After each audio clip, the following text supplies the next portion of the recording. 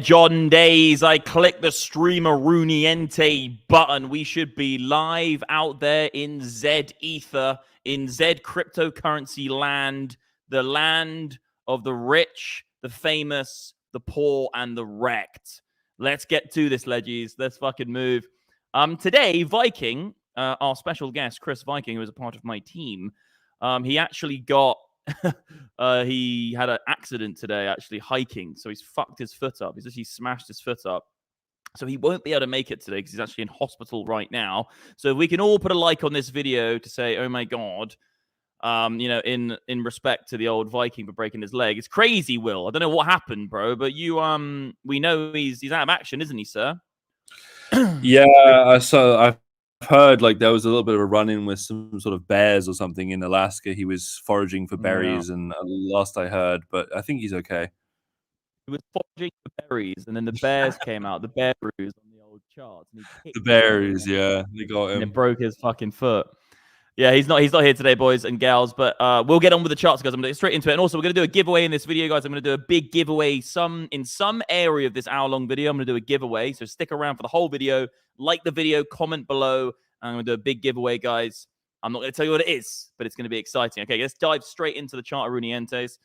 Chris isn't here, but we'll get into this. Okay, guys, so to recap on the last stream we did about a week ago, last Monday, very, very simple analysis here, okay? We were saying, me and Will actually were saying on that stream, as we all know, that around $39,000 and between $39,000 and $38,000 around here. We had a nice little order block of buys down here.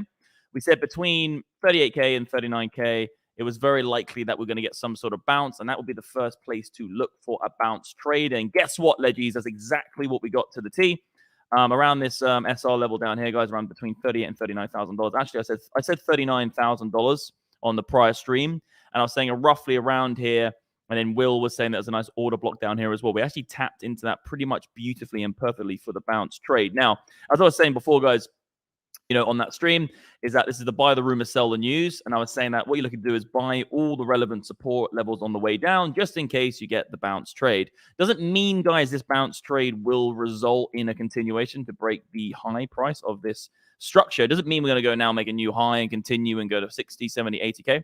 That's not on the card. I would actually say that's actually quite unlikely to get through here and $46,000. But to recap, guys, this level here played out beautifully. Will, you were actually speaking about that nice order block which got filled.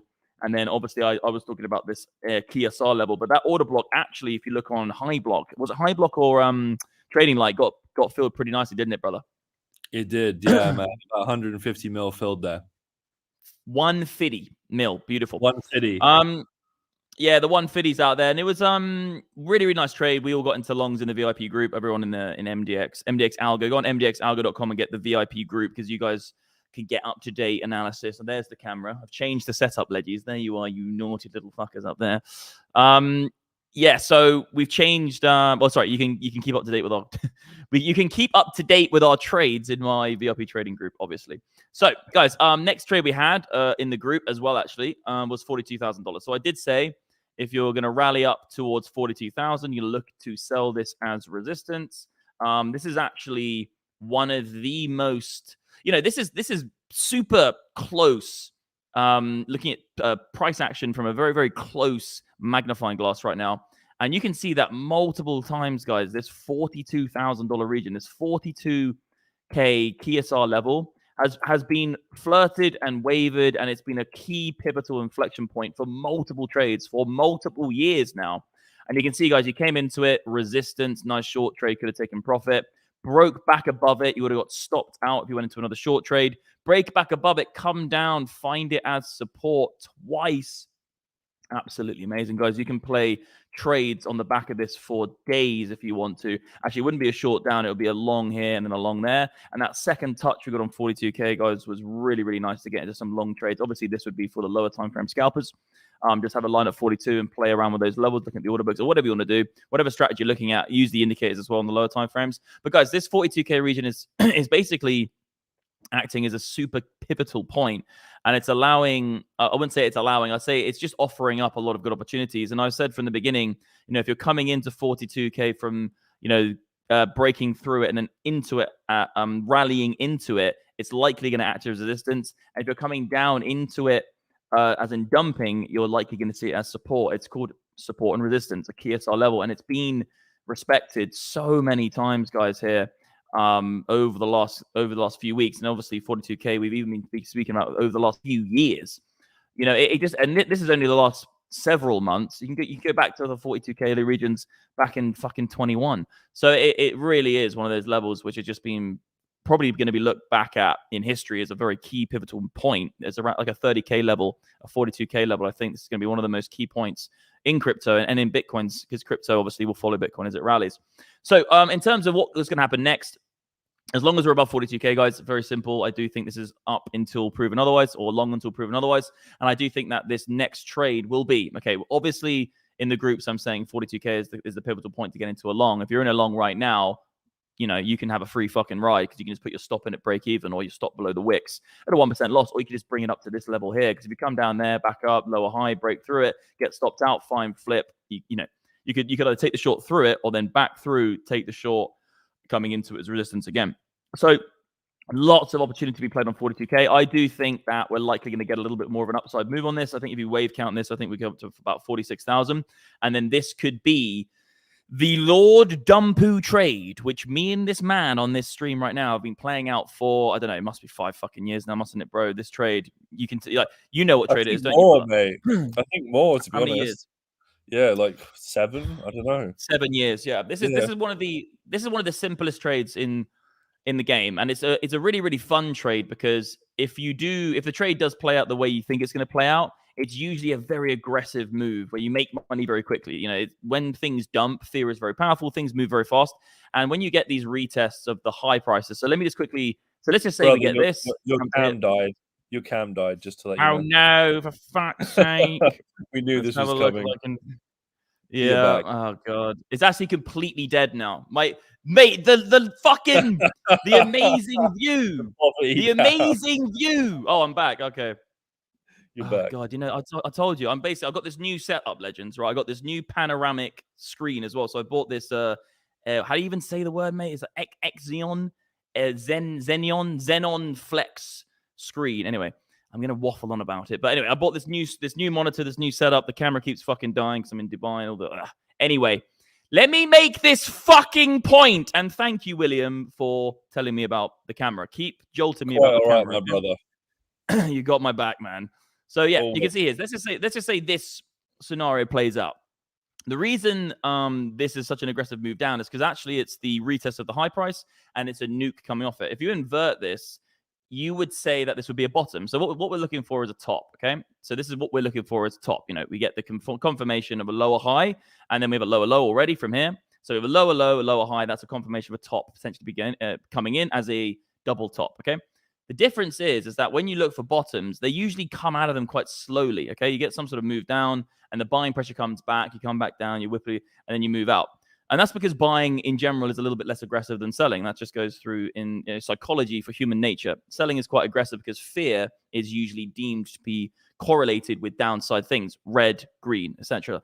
There is an interesting thesis you can read as well when things can be bought in fear as well. That's like FOMOing, but it's not as powerful.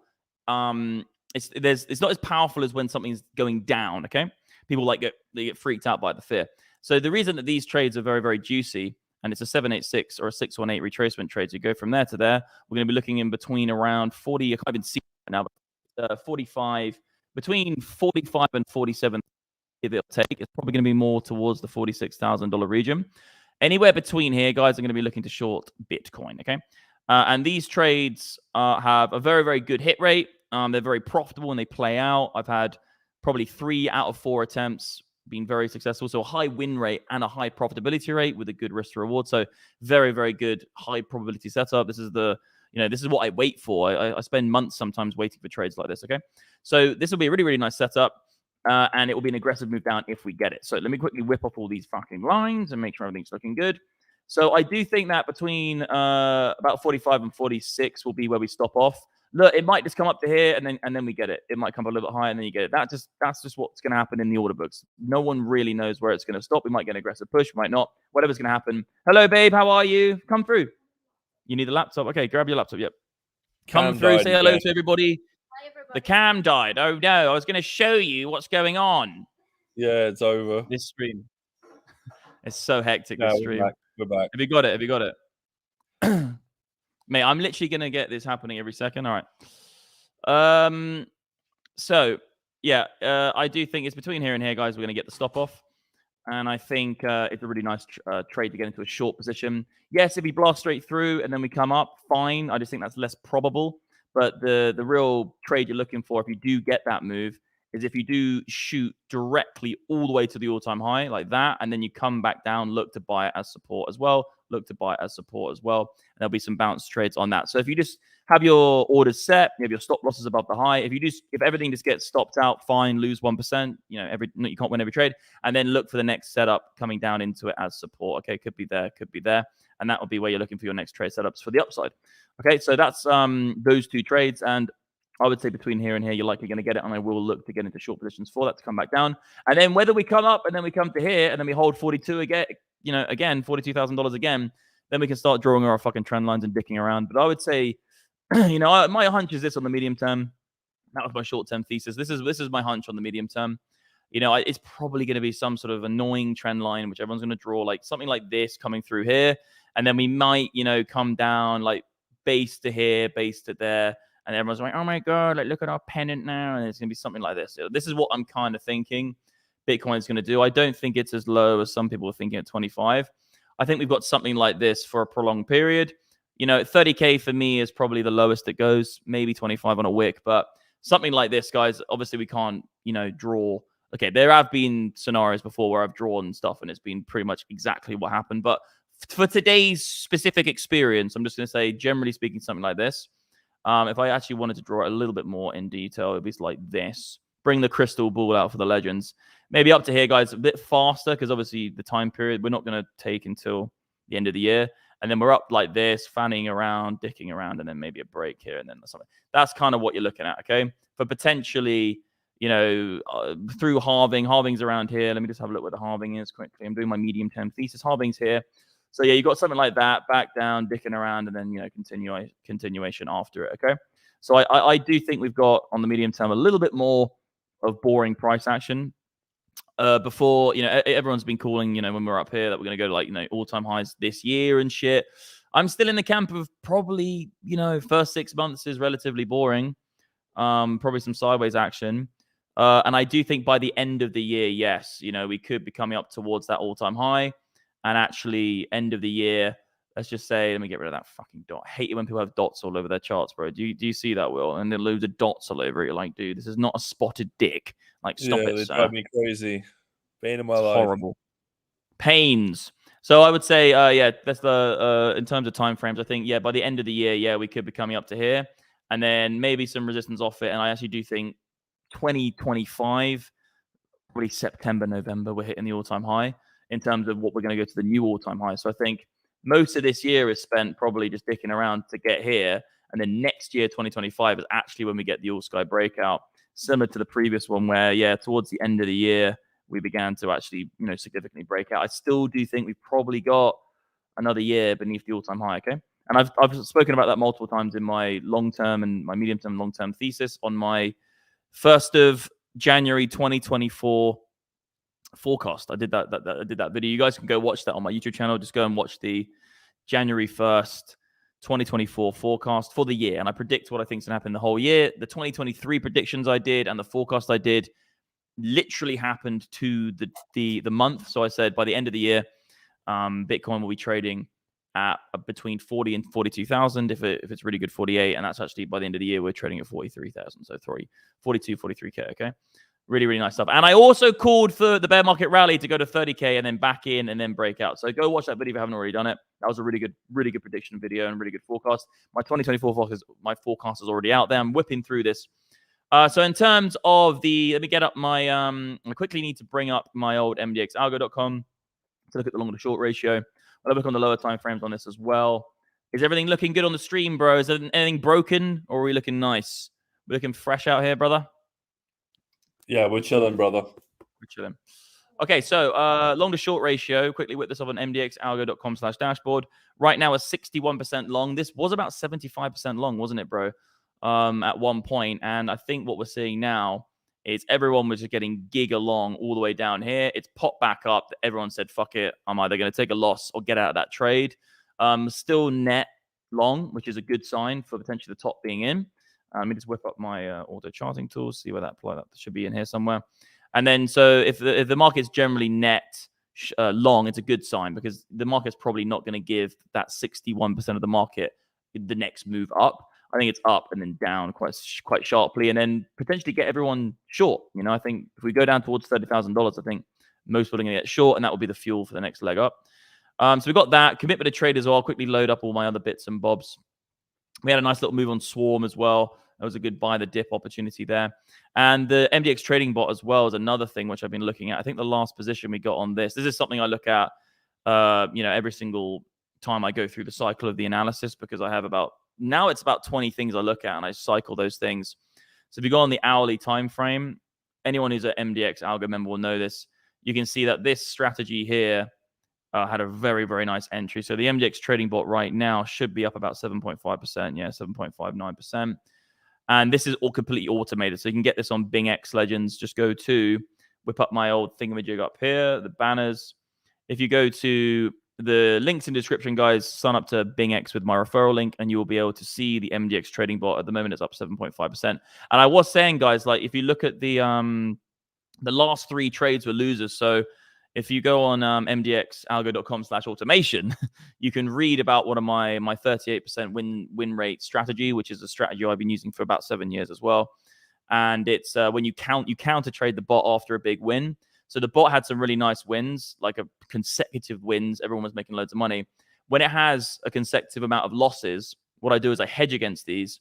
But when it's like 3 or 4 in a row, then I begin to say, look, I'm not going to hedge against the bot anymore because I think the next winning trade is coming. And there's not many instances where you have more. Actually, the max drawdown of the bot is 7%. 6.89% actually is the exact max losing trade. And the max winning trade, I think it's 65%. So the biggest losing trade the bot has ever had is 7%, right? Give or take.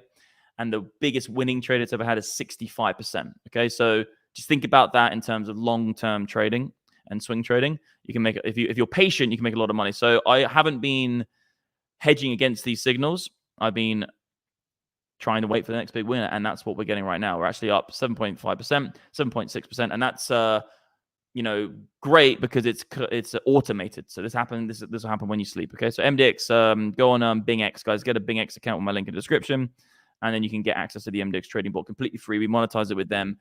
And we use a referral link so we can actually monitor the users, so we can make it more profitable for the people who want to use it long term. So the bot's in along, which is really, really good. The stop loss is coming in just below this wick here. Long to short ratio, I think it's a little bit more of a drive up to around 46, and then we look for short price action. The old dealers, and then we'll bring in Will. Let's have a look at the dealers. I haven't actually checked. I think we got the report. Wait, is Bubble? Is the aircon on? I'm absolutely boiling in here. One second, let me get the dealers up. So yeah, oh yeah, look, okay, next report, yes, this is actually, I think we've had another one come through. Yeah, obviously we did on the weekend. So this is a really, really good sign, guys, that the institutional grade traders at the CME, the Chicago Mercantile Exchange, have reduced shorts even more. Is the aircon on, babe? I don't know, it feels really hot in here. Thank you, Bubble. Maybe just turn the fan up. Boiling my titties off. Dubai. So so you got here, guys, that they've reduced shorts again. They've taken down a few of their longs, actually, and their spread has gone up. So they've kind of just tapered off some longs and added some spread. But seeing those shorts coming down is a really, really good sign. Essentially, what they're doing is trying to get out that big long position. And the dealers, the asset managers didn't reduce longs. So when you see the asset managers not reducing their long exposure, and you see the dealers reducing their short exposure, that in essence means that they are getting more directional towards the long side. So they are taking a directional position. If the longs came down, the shorts came down, fine. They're just filling the books. They're liquidity providers at the CME. But if the asset managers don't reduce their longs and these guys do reduce their shorts, that means essentially they're putting exposure. They're increasing their exposure to the long side. You can see by this yellow line showing that it's going towards, it's completely changed from here. So this is a really good sign, guys, for the long term, medium to long term. If we get the asset, if we get the dealers beginning to get long, what they're likely going to start and try and do is, let's say you come here, we're coming back into here, we're fanning around for a while. There potentially could be a situation where the dealers would get net long. That's a really, really good sign that they join the asset managers. The asset managers are going to stay long. They're going to hodl for dear life. The dealers get long as well, take a directional trade. That gives me more confidence that the beginning of the next big expansion, breaking the all-time high, is getting closer, because it's unlikely that the dealers will allow this bull market to happen without them capturing that gain. Okay, so that's all good, guys. And I'm gonna bring in the Willie, the legend himself, who's been trading like a freaking goddamn nocturnal animal in there, always putting stuff in the pro signals groups, always putting out his trade setups. Getting the move now actually up, and let's hear what you got to say, brother. What's going on? What's crack-lacking? Let's get your charts up. What you got for me, bro? And like, obviously Viking isn't here, so we can just sit here and chat a little bit more. Mate, it's the old school. What is good? Yeah, brother. I mean, essentially, one of the main things here that I've sort of spotted is really just like, the weekly and the monthly ranges, So from here, essentially, if I just quickly toggle this on, I have the weekly range, which is the dotted here, and I have the monthly range, which is this, right? And just if you fill the gaps between them, it kind of shows you all the important areas of the chart. And I think a lot of people overcomplicate this. And kind of like what you were saying earlier, we essentially have the same analysis, my brother. We've been trading together for a long time. And I would say that, coming back and testing, this range is what we're looking for. Anything below this is like a mega plus, right? Anything below this is just like cheap, okay? And I'm not saying that we do get that. I'm saying, generally speaking, we should test this and hold this, right? Because at the end of the day, what have we done? This is the old range, both the weekly and the monthly, right? And we have gained the range. We've gained the inside the range up to the midpoint.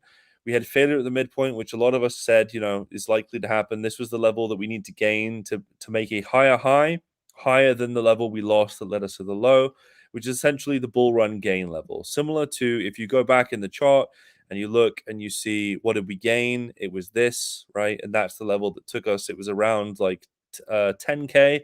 You remember 10K? It was such a big deal. And like you said, Max, we went sideways in this area for months. Do you remember, dude? It was literally just I most literally did. uncontrollable I remember sideways that just I remember having a conversation with you directly. I remember I rang you and I was thinking about like what else could we do to like monetize some stuff. And I was like, trading right now, mate, crypto is not happening. And I remember we just went to different markets. I traded gold. You went off and did your thing. We left the market for like a few months because people forget that summer, brother, happened after the halving. And everyone's like, oh my God, the ETF news and the halving coming.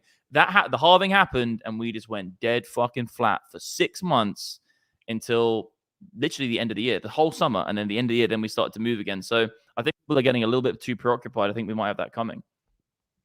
Dude, I think so too. I think like the majority of this move will probably happen before then. I think we'll come up and retest somewhere in here.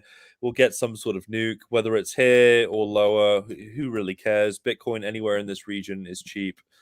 And then we'll eventually end up going intergalactic sideways for ages, followed by a breakout and gaining that. But really, as we've mentioned, I'll just flip over to my other chart, which has everything really labeled out.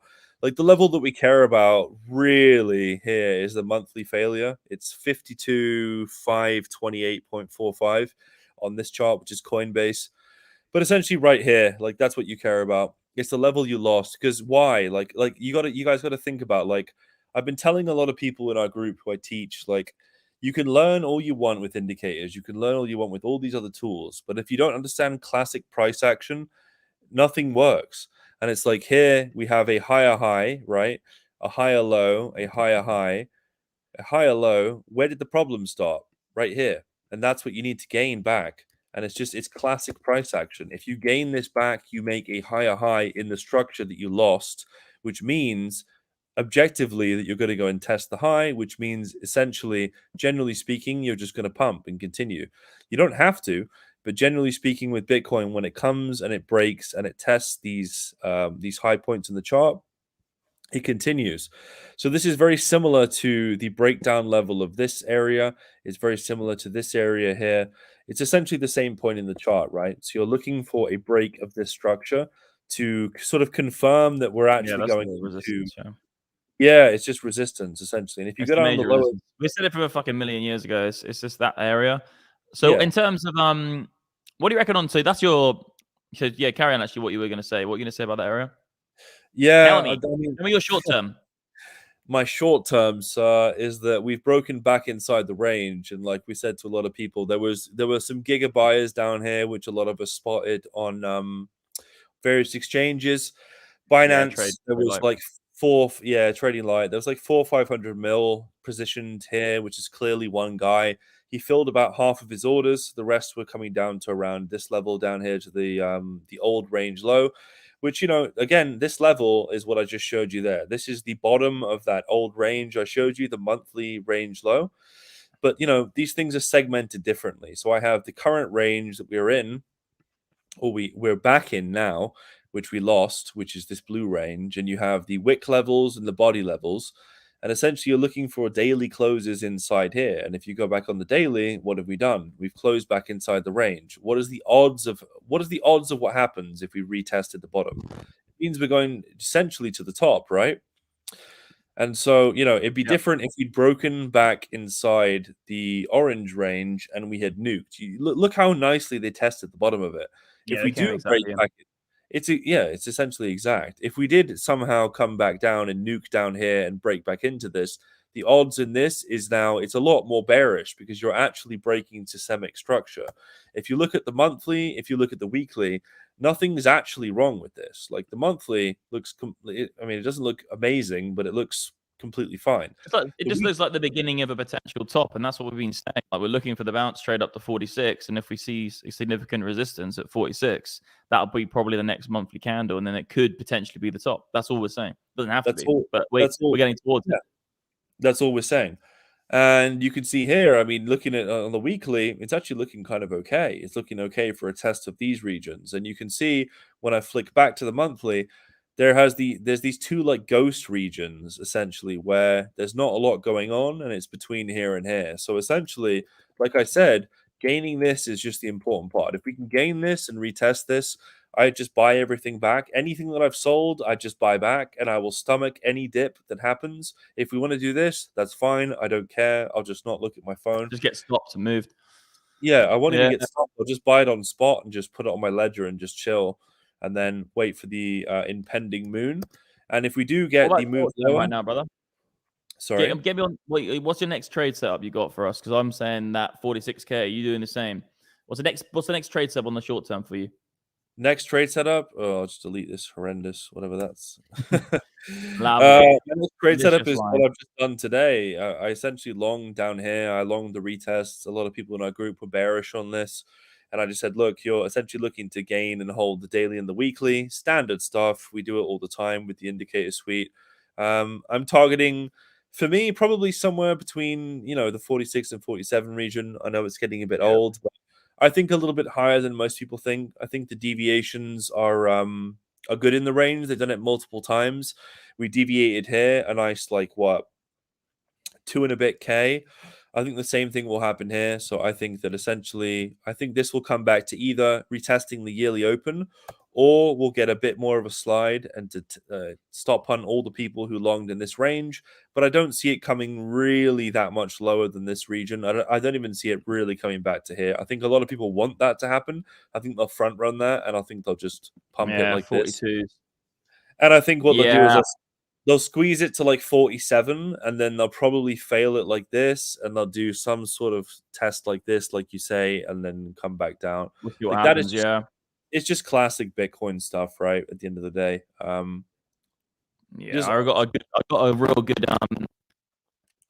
46, between 46 and 47K short will be really nice. I think a lot of guys are going to get super giga long up there. Like we're looking at 61% long right now. If it comes up towards that high, I think it's the classic. Everyone starts to short the bottom because if you invert the chart you're looking at now, just leave everything on your chart and then invert it. yeah. Yeah, of It's just the course. classic like that when Classic bottom. it's nuking down, everyone's shorting that low. That's the same thing on the way around. Everyone's be longing that high and then pop back through. I think we're going to be a Yeah. real nice trade setup. If we don't get it, fine. I'll just, I just think it's really, really high probability setup on that. I think it's unlikely we blast straight through this and go and break through that level, that monthly wick, and go all the way up. If we do, fine. I'll just get stopped out and then wait to retest buy. Totally But fine. I The think it's a really nice setup. probability of this happening is just so high, and like you say, like we're really looking at daily structure. Weekly and monthly is obviously king, and like I've been saying to the chat all of this week, because everyone's been getting like, oh, do I long, do I short? And I've been saying, look, plan your levels out on the weekly, the monthly, and trade them on the lower time frames, right? And look here, this is where you need to test. Like we haven't tested this candle structure at all. This is like a small range right here, and this is where you should test. Like ideally, the low of the swing is this. It's 46 120. That is where we should go. But we know what they're like, and if we reinvert this and we have a look on the lower time frames, say like, well, it's not even lower, but say 4 hour. What are you seeing on the order? Yeah, I know what you're going to say. I'll let you say it actually for the viewers, but I know what you're going to say. But Yeah, go for just there's some stops there to be Yeah. taken. So essentially, they'll take all the stops they That's what- can, which ends at around 47, and then probably nuke. And now you want me to show all Show the books up there. Show the books up there. Yeah, show us what we Yeah, got in the books up there. Because I'm just going to call you the trading light guy. I haven't got a subscription for it, so I'm just going to let you do it easy. Because you in the groups you're posting this, but let's see what's in the books up there. Like you said, like I've already said before, I don't trade much order books or order flow just because it gets pulled a lot, especially in crypto, and I don't really need it. Like you got to pick your own poison, pick the thing that works. But 100%. if there is a lot of stuff up there, then it could be an interesting play. Because if we've got a fuckload of sells, just laddered up in there. There is on Coinbase. Coinbase is selling fucking hard up here, and that's normally what you want to be seeing for a down move. Like Coinbase hasn't been selling this hard for essentially since like the top back here. Essentially, like you can see when Coinbase wants to hold things, they hold things, and you can see once we start to slowly pump up. Once we get to these regions, it tends to get quite serious on Coinbase. Binance is more scammy. Like you can go through Binance Spot is definitely selling up here, but they also have equal bids. It's kind of 50-50. Yeah, they're in the middle. They're kind of there. It's more of the sideways action. But if Coinbase is coming in with big sales, Coinbase is selling, yeah, it's serious, and also Bitfinex as well. Like there's a decent amount on Bitfinex. I think it's derivatives. I used to hate Bitfinex, but they're growing on me, man. Like they've been around for so long now. They used to have such a scammy fucking short engine thing. They used to have like this thing where you could like claim short positions without like it's made. Did you remember that shit? Yeah, I do. Let me get this back up. Do you There's remember that shit they used to have where it was like so what you could do is you could short the market, but you could not actually execute the short. It was let's say almost you lost the trade, you could claim the short back and then wait for it to like come into. It was some scammy shit. It was between like an option and like insurance, wasn't it? It was like it was really weird. They've got a bit better now, I think, but like they've been around for a long time. So if they're selling as well, we'll see. Yeah, there's not a huge amount here on Binance, but again, like as you see, like generally speaking, Binance it doesn't really show where things are going. Coinbase is really where you want to be looking at. You want to be looking at spot markets, and seeing what's happening. And Coinbase is really the solid one for seeing what's happening. So again, resistance is here. Obviously, support is here. We had this big Binance buyer coming in on the USD so the CoinM. He got in there. The USDT futures. This guy buying like a few $100 million here. So again, you got to take it with a pinch of salt. But when you see these clustered orders like this, it is just generally free money. There's a couple scenarios of this happening. There was one back here as well. Like when they're clustered like this and layered nicely, like price bounces, right? When they're just singular orders on the way down, like stuff like this, it doesn't really mean much. But just occasionally, it's just again, it's not like a definite. It's a nice confluence factor. It's just for me, it's just confluence. It's like at the end of the day, if you look at my chart now, like we were saying, without any order flow, any bullshit. Because the problem is about looking at order books is that a lot of the time, and we know this just through essentially the people who are on the other side of those orders. A lot of the time, what happens is they'll either pull them, push them, scare people. It's like almost like a flagging effect where they try and like flash it on the books and all the bots start going crazy. And the problem is with that is like you can, if you're not experienced or technically savvy in trading, you can get a little bit like, that can be quite harmful to you, because you could see a level which you're like planning on buying, and then suddenly be like, no, actually, I'm not going to get in because of these books or these orders or whatever. And then it suddenly does move the way you want. But we were saying from the beginning that between 38 and 39,000, that's where you're looking for the bounce. And that's exactly what we've got. Now we're just saying 46K. I think it's like that back in. The thing is, I'm looking at as well, bro. I think you could probably put your input into this as well. Is that 42K is this really, really key inflection point.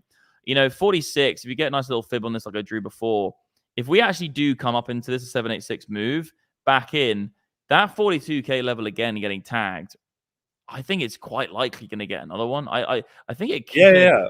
Almost certainly. This is. I'm not even saying another one. I think we'll get another bounce, but I'm saying another move up. And if we do start getting some ascending formation, it could ultimately result in maybe higher prices than $48,000 up to that target we were talking around, maybe 50,000. And then I do think if we go to 50K before halving, and let's just quickly go back to what we were speaking about before, because this is what we were saying, the most boring trading summer in crypto's history. I think there was like people going around saying in these new crypto is now more of a stable coin than USDT. It's when all the crypto traders moved to TradFi, bro. They were all trading Tesla. I was trading gold. I think you were trading some other stuff in. I was doing FX and gold market. Your mic's gone underwater, brother. I built a whole different business during that period. It was a long time. Like I just wasn't prepared to trade this market. It wasn't for me. And like the thing is with this, the halving happened like here. Actually, no, the halving. Let me just get it exactly. The halving happened way later, man. Like, look at this shit. Just wait for the pink line. It happened. Sorry, it happened before the fucking thing. Let me find it.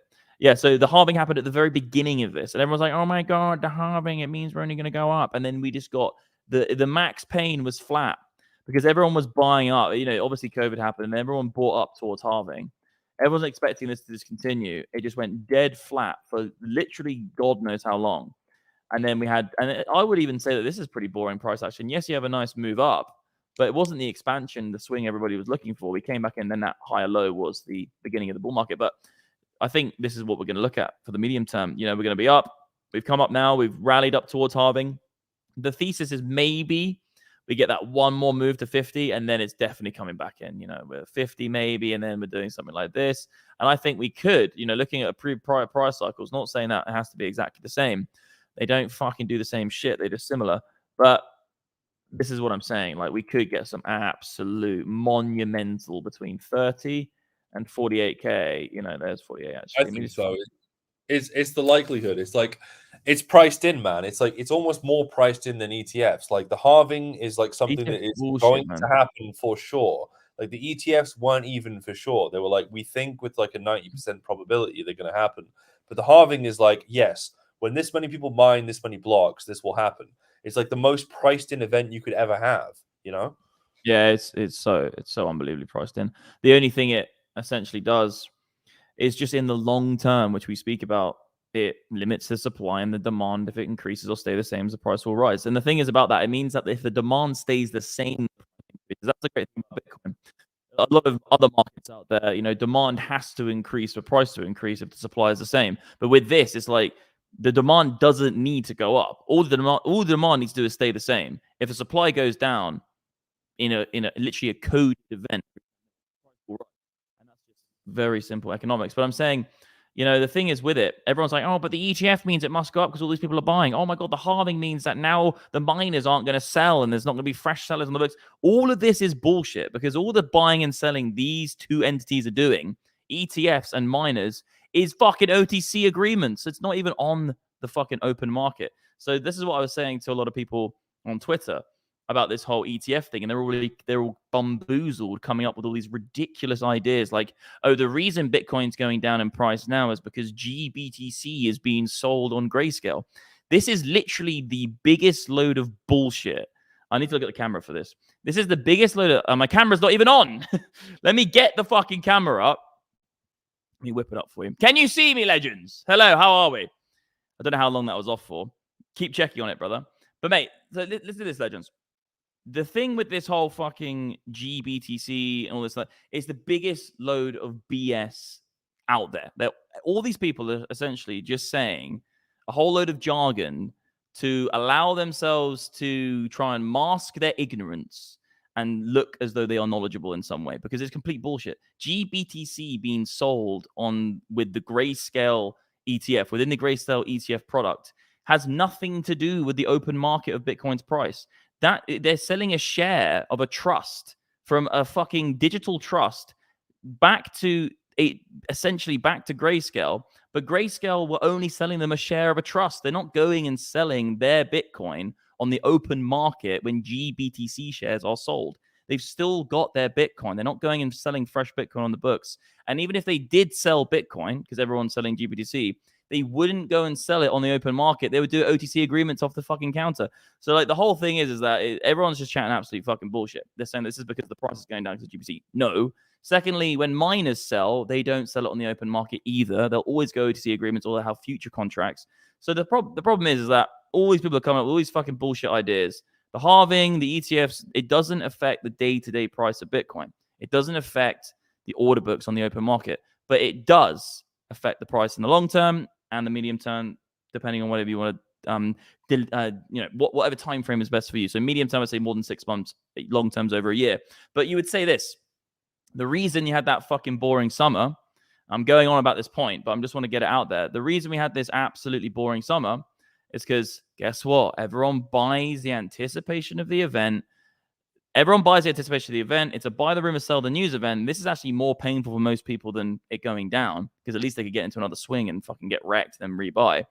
And then what you do is you get a petering out boring period, because the actual event doesn't affect the price of Bitcoin at all. And this is what we see time and time again: buy the rumor, sell the news events, because people are essentially, the reason it's going up is because they're buying the thing in anticipation, because the thing itself does not move the price. I've been saying this since the beginning. It's fucking bullshit. These people, we see it on crypto Twitter, don't we, bro? The whole time, all these guys coming out with this stuff. I'm just saying this, okay? 99.9% of stuff you hear on Twitter, do not listen to it. It's because it's just bullshit. It's gonna be really damaging for you, because then you're gonna think that, yes, okay, maybe GBTC selling does mean it, even though BlackRock has been buying billions, and also when BlackRock buy Bitcoin for their ETF, they're buying it from their custodian, from Coinbase. And I would bet your bottom dollar that BlackRock aren't even moving the Bitcoin into one of their own wallets. They're using custodians like Coinbase. They're just moving from one account to the account. It's all OTC. Coinbase already own all the Bitcoin. I'm not going to waffle about this any longer, but Coinbase changed their business model in probably the end of 2019 going on to 2020. They changed their business model. They're not a retail-focused exchange. Coinbase basically took 3% of every single person who bought crypto for the first 10 years of crypto, or 7 years of crypto. First 7 years of Bitcoin, maybe let's get the terminology right. First 7 years of Bitcoin's life, Coinbase made money by taking a small amount of Bitcoin of anyone who bought and sold, because Coinbase was the biggest, essentially, exchange for everyone to get in and out. You could even say a broker, because they were buying and selling as well. So they're buying it, they were getting it, and they were taking a fee of everyone. They accumulated a huge amount of Bitcoin. Now they're like, fuck it, we don't need to do retail. We'll just monetize this Bitcoin through OTC agreements, giving exchanges liquidity and using it to be a custodian. So and then that Bitcoin never moves. You don't need to go and sell that Bitcoin. It's like if I walked up to someone in the street, I'm waffling about this point, but I think it's important. If I walked up to you, Will, in the street, and I said, I want 5 Bitcoin, and then I gave you the cash in your hand for the Bitcoin, and you sent it to my address, that's not going to change the price of Bitcoin in any way. It's the ultimate excuse for these waffle people, these people on Twitter who write big threads about like why Bitcoin did this, which is like way in the past. It's complete fucking nonsense. Like they do it because in any case of Bitcoin going up and down, they're like, well, it went up because the miners, it went down because the miners were doing this, and it went up because of this. It's all just fucking bullshit. Like it went up because people were short and they wanted to get liquidated, or it went down because everyone longed too much, and essentially perps got a bit too horny. All you can say, bro.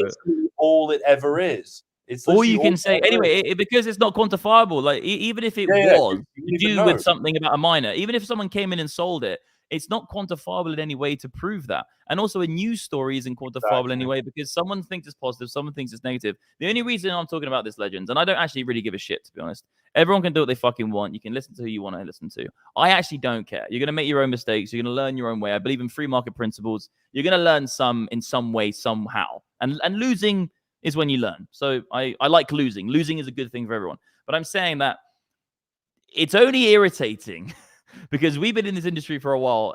Trading in itself, I've been in that industry for a while, and then crypto as well. So with I used to own a hedge fund, right? Titan Investment back in the day. And this kind of stuff used to happen in the money market media and news then. Now, it just kind of gets to the point where you're seeing it get almost a little bit more aggressive the last 5 years, this type of content, because, people don't monetize through merit anymore. Meritocracy is dead. It's all about digital attention, okay? So if you get a lot of attention on Twitter for something which might not even be right, you still get paid, okay? You still get a lot of money for it. You could have a link. You could be doing monetization on Twitter. So it's almost like incentivizing you to write bullshit, because if you write a load of bullshit about something which I know about and then I fucking comment about, actually, you're wrong about this, it just makes them make more money. So it's almost like you can't win. It's literally the echo chamber, bro. They love the echo chamber, and like whatever. The thing is, it's pandering. The problem with social media is it's pandering to people who are wrong, and it's just making them feel like, oh, it's okay. Like your scenario was actually right, except for you lost money. That's essentially what it is, right? It's like, oh, you got nuked on the ETF. It's okay because the miners were doing this, or these people were doing this. Like again, like you say, it's unquantifiable. It's impossible. Excuse, yeah. It's just complete bullshit. And it's just like at the end of the day, what happened? Everyone was too long. We saw by the long short ratio. That is definitely by far the best sort of gauge. It's the best quantifiable gauge you can have on the market. It's just like essentially the market has to punish just by the laws of physics. Like you cannot go up when there isn't enough shorts to liquidate because there isn't enough buying power. Same thing on the way down. Yeah, that creates the buying power. Yeah, it's just how it works. It's just the laws of it, And just like we all the chat, ask us questions. So ask us some questions, legends. Let me get the chat up. Me and Will are going to sit here and just do a Q&A for about 15, maybe even some longer. We're chilling. Ask us anything, because obviously I do think that the price action is going to go relatively flat. We've told you the trade setups, it might go big up or it might go big down. This is what I'm saying. I'm saying I think generally speaking on the short term, on the short term I think we go up to 46. Okay, on the medium term I think we're going to go flat for a while. On the long term I think we just generally go up. But I'm just saying that if we just give them, like I said before, if we just give people the scenarios and then show them the correct trade setups that they can take, and then what we do is we just say, look, I'm going to take these trades for this reason. Here's my hunch. What's the highest probability? Then everything's winning, because that's the only thing we do, bro. Like the great thing about trading is that if you get to a position where you do have enough money to live your life and you're not doing it to pay the bills, you can just sit back and say, look, I'm going to wait until I can see the best setups. And the thing is about FX markets, especially in stock markets as well. I'm looking at the camera. It's over there, you naughty little guys. So the great thing about FX and stock markets and equity markets is that there's so many fucking things, okay, that there's so much opportunity to just go and find your setup you're good at. It's about crypto, it's so small, is that everything's correlated to Bitcoin. So the setup is always the same as Bitcoin, kind of. Yeah, you can go into a micro cap, but then there's no liquidity, so it's less reliable. So the thing is about crypto is like the trade is always the trade, which is Bitcoin essentially, but maybe a few differences. But when you go to other markets like Tesla, or you do something like the Russell stocks, or you do indices or gold, silver, you can always go and just find the setup that works for you. Any scenario, gold could be rallying, but guess what? Some fucking goddamn nuclear biotech stock could be dumping. So you can always get your thing. Let's have a look. We got here Manta. Oh, everyone's been talking about Manta. Do you want to pull up a Manta chart? Because I think, have you been charting that? Asked about. I have not, but I can.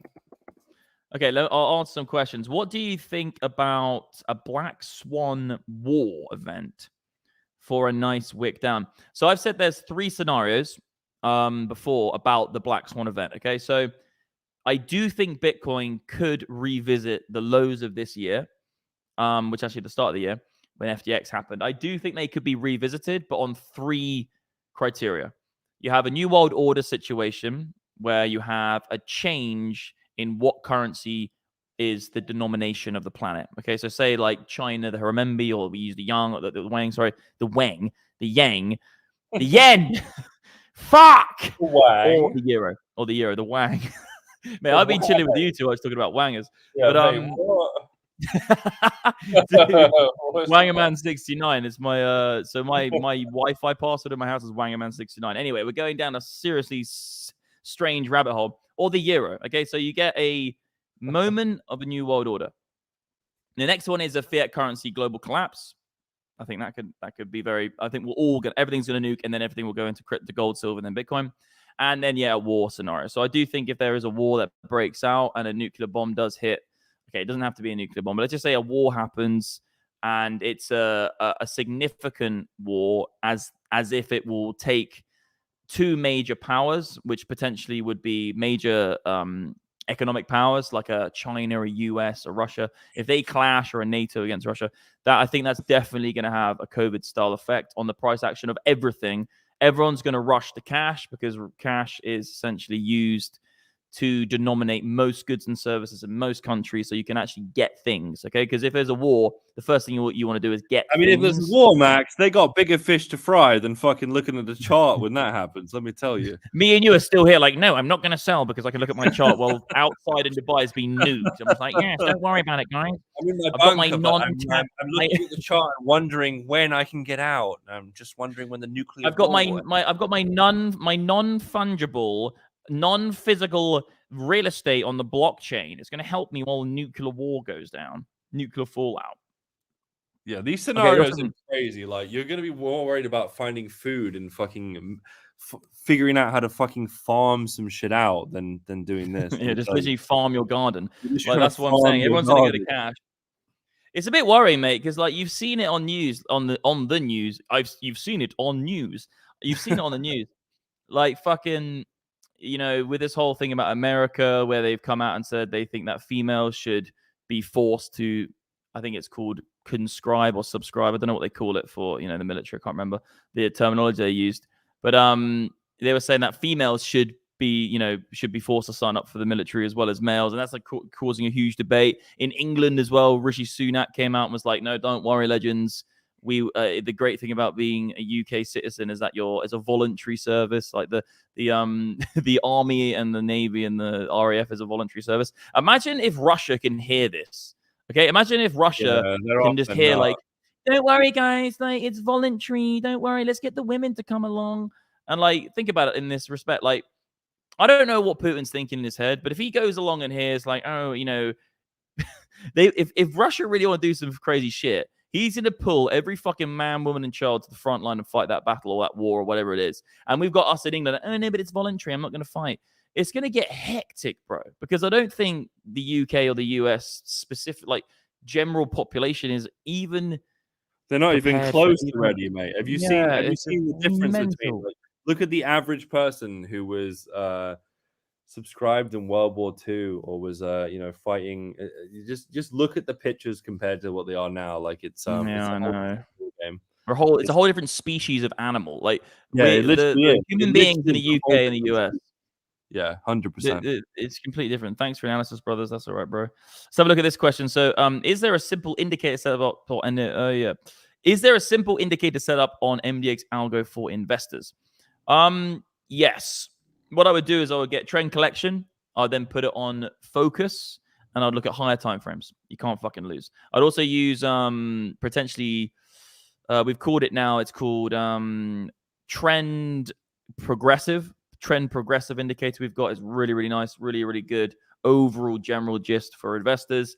Put it on a daily, a weekly, or a monthly time frame. It's going to get you really, really good. You can also use the MDX Trading Bot, my trading bot on Bingx. That's essentially built for investors. It's a swing trading bot, but I've been using it for 4 or 5 longer. It's my time of my life is going fucking by so quickly, Will. I'm 31 years old now. So it's I've been using it for nearly 10 years.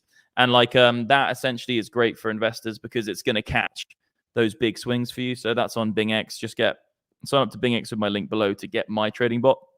You need to use that link to get access. And then and also go on this website, bro. I'll just show you it. This is where you can look at all the investing tools. Have you got anything to add for the indicators, bro, for investing? Do you know any good? You can use the liquidations engine. There's loads of stuff. I'm just focused on my account who said if you're not a leggy, you're a veggie.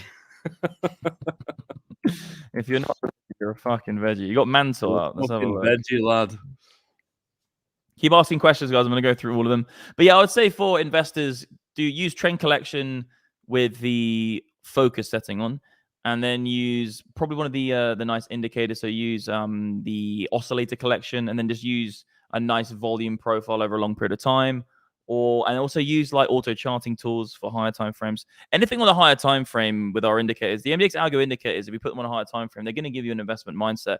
It might be slightly medium term as well for a swing trading, but you're getting to a swing trader is getting towards closer than a scalp trader than to investing. If you're going to hold something for 6 months, you're a swing guy. You're a medium term swing.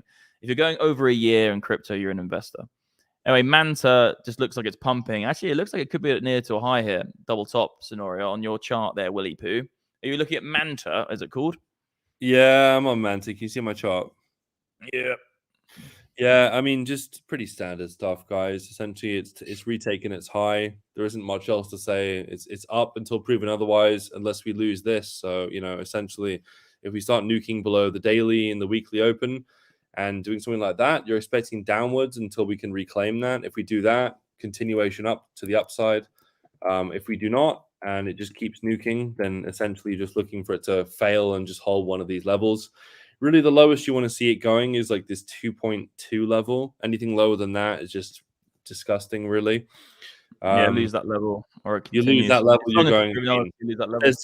There's just literally nothing else until essentially back to zero. So anytime you see these charts, like generally speaking, the market maker will hold this. I'm not saying it has to do that. I'm saying generally speaking, like if I was to look at this and think, what should I do? It's essentially try and long until proven otherwise. I'd long the daily open here and look for a bounce until these levels. If right? you get another lower high, then you lose the level. You get out of it.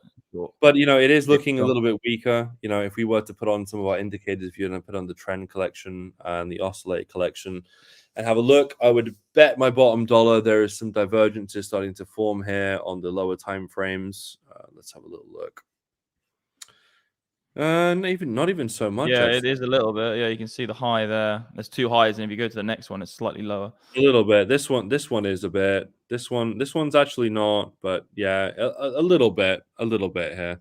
Just about starting in this region, as you just say. The higher high here and lower high here. Slight bit coming in. Nothing too massive for me. I'd want to see a bit more than that, but yeah, it's looking a little bit like it's slowing down. Let me answer this question. This guy here is like, you're actually wrong on how GBTC, BTC sales are settling. So I'd like you, Jet, to put in the chat how you think how it works, and then I'll again comment on how I think it works. And the way I think it works is the way it works. Okay, so please put a comment below. But GBTC is a share of a trust. Grayscale is a trust of Bitcoin. They own a whole load of BTC in a massive trust fund. When you sell GBTC shares, you're selling a percentage of that to somebody. When you sell and when GBTC was bought and sold, it has no direct correlation to the price of Bitcoin itself. It's a share, like an iShare. Look at fucking Ibit. When Ibit is bought and sold, it has its own ticker. Okay, it's not directly affecting the price of Bitcoin. Yes, someone might say, okay, Ibit's nuking or GBTC is nuking, so I'm going to go and sell on the open markets in Bitcoin. But that's not a direct correlation between the two. It's a share. It's exactly what it says in its thing. It's an exchange traded product, or it's an exchange traded fund, okay? Or an ETP, you can call it as well, as Kramer did on his video the other day, ETP, ETF, okay? It's allowing you to get exposure to Bitcoin without buying or selling or touching the underlying asset itself. So if you can please explain to me what you think, I will then overly fucking explain this again. But I'm saying that when people say the reason Bitcoin is nuking is because they're selling GBTC shares, that is the biggest load of bullshit I've ever heard in my fucking life. Because you can sell as much GBTC if you want. You're not selling spot Bitcoin on an exchange on the open market. That's as simple as that. Okay. Anyway, I'm not going there fucking again. What do you think about Black Swan events? We had that one. What do you guys see? Jay says, why do you think there's a big discrepancy between CME and the Bybit or Coinbase pair? Well, it's essentially just because a lot of times there is these. It just depends on what happens in weekends, man. If essentially they're trying to front run the price, right? So essentially, crypto markets are available 24/7. If stuff happens during the weekends, essentially there's going to be front running or back running of whatever's happened to catch up. So essentially it's a weird way of trading crypto. It's actually, I've always thought CME is really weird. It seems just like bringing outdated stuff to our markets. But essentially that's what it is. It's just catching up of what's happened. And, yes, CME gaps fill, but really it's just become a prophecy, because at the end of the day, it's just where orders aren't left. At the end of the day, the gaps are just like, it's the same as a fair value gap as you well know, my man, using trading light, using any type of order flow, and looking at Jay's in our community, by the way. Essentially we're speaking to someone in our community right now. That's looking at volume profile and how things work. It's just a fair value gap. It's just like, hey, there was no one here, or essentially what you're saying is during the weekend this exchange was closed, there was no orders placed at these levels, therefore if we then nuke it or pump it through these levels, there won't be many people there with resting orders to buy, and that is why price goes up and down through the CME gaps. That's essentially what it is. Also, there isn't really an opportunity for arbitrage because CME is a regulated product within the US market. So you got to remember that the CME is an exchange itself. All exchanges all around the world in different jurisdictions have different prices. And a lot of the time, it's very difficult to move Bitcoin from one jurisdiction to the other. The whole SBF saying, oh, yeah, I was moving all my Bitcoin, buying it here on the one exchange and selling it in Japan or something. I reckon most of that's a load of bullshit, because it's actually really, really difficult to do that. So the reason that the difference in, it's not easy to go on CME, a lot of the CME stuff as well isn't going to be buying spot. There's futures. So it's not like liquid spot BTC, which you can move from that exchange and fly it around. So the arbitrage opportunity is much more difficult with a regulated product like CME. When it comes down to a less, let's say a spot exchange, like there used to be a really good arbitrage opportunity in New Zealand and Australia, where UK citizens could essentially get an account with these Australian-based exchanges, and they could buy it. Say it's cheaper in England or cheaper in Australia, you could buy it and then sell it on a UK market, because say you have a UK passport, you can actually get access with the UK passport in some jurisdictions like Australia and New Zealand and Commonwealth countries. So that's a really good example of using arbitrage to an easier way. But yeah, you're not going to get very good arbitrage opportunities there. And the reason there's a difference in price is just because there's different market participants. And like Will very correctly said, is that the CME doesn't trade as much as Bitcoin either. Closes down. What do you guys see the macro top of Solana? So what do you guys see the macro top of Solana once the cycle is done and turns macro bearish? Bear case, average case, bull case. So what do you guys see the macro top being like? Okay, I suppose I could give you an idea. With Solana, let's have a little look at what we got here. Let me get my chart up for you. It's very difficult, guys, in markets to predict where the long-term top of something will be, because there's so many unforeseen factors going into the future that would say, okay, oh, nice sneeze there, brother. There's a lot of unforeseen factors which you really couldn't, foresee in the future. So let's just say there's a fiat currency collapse, okay? What would happen to Solana if that happened? Who knows the answer to that question? If one says a what, like there's lots of black swan events. It's very difficult to go long term because anything can happen. But if the world stays in a nice, say, normal state, and we don't have any big black swan events, you'll probably see Solana do something similar to its prior cycle. And you can just do a very easy, this is its prior cycle here, and just go from the low to the high. Obviously, Solana did come down from pretty much nothing in that cycle. It probably, I don't know. I got into Solana on this dump here. So let's have a look at, generally speaking, what the actual price movement of it was. We're looking at like 75x. No, 7,500. So yeah, fuck. Is that 75,000? All right, let me get up if you get up a chart as well, Will, I'm just going to look at this and analyze this a second. No, 5,000. Yeah, there's no way it's doing what it did last time. Like the thing is, like last year, right, or last bull run was a bit of an anomaly for a lot of these things, like BNB, like Sol, all doing 100x. It was that kind of bringing them from just like the $100 million market caps to the multi-billion-dollar market caps. Like, bear in mind, guys, it's much harder to move something from like a 3, 4, 5, 10, 20, whatever $billion market cap to 100x that, you know, than it is to go from the multi-million-dollar cap to that. It's much easier to do that. So I'd say that this cycle is going to be much more tame. And I think a lot of people are going to be left disappointed, longing things like Sol, thinking they're going to get similar returns. That's just my opinion. I don't know what you think, Max. I think you probably get half. Whatever you do in terms of the last cycle, probably Yeah, get around maybe half of half. that. Honestly, I'd say maybe even less than between that. 300 and 500, I'd say Solana probably goes this cycle. Between 300 and 500, any higher than that would be pretty crazy. And the macro bearish, I reckon Solana. I don't like Solana for its fundamentals, so I'd say it's probably going to come down to around the highs. So let's just say I had similar targets, bro. I had similar targets. I think anywhere between 600 and 800 or 600 and 750 is like a nice target for Solana. But again, it might go. You never know with these things. It could go much higher. I need to do a little bit more. If I was really going to do it, I'll do a fib extension. I'll probably look at what the prior cycle was. Obviously, you know, in this second, I don't have. You know, I need to spend probably about an hour to analyze it, but I'd say it's probably like $300 to $500 for its top, and then do a Fibonacci extension. You could probably draw some Uber fibs on it as well. Do your Uber fib tool. That's what I did. I mean, essentially, just looking at this from the cycle failure to failure, I'd say somewhere in 650 to 800. That's probably the top for Solana. It was a pretty good top for the last cycle. Looking at this, but I would say much higher than that. I don't know. It's tough to say. If it comes up here and it holds this structure and gains the 800 sort of level, then I'd repull one, and you know the likelihood is then it's probably going to like a couple thousand. But I don't think you're going to see some absolutely mental gains from things like Solana. I think they've played out. I think that the market caps are already huge, and I think that the coins in the ecosystem will do really well. And I know this seems like a very small gain for things like Sol, but who knows?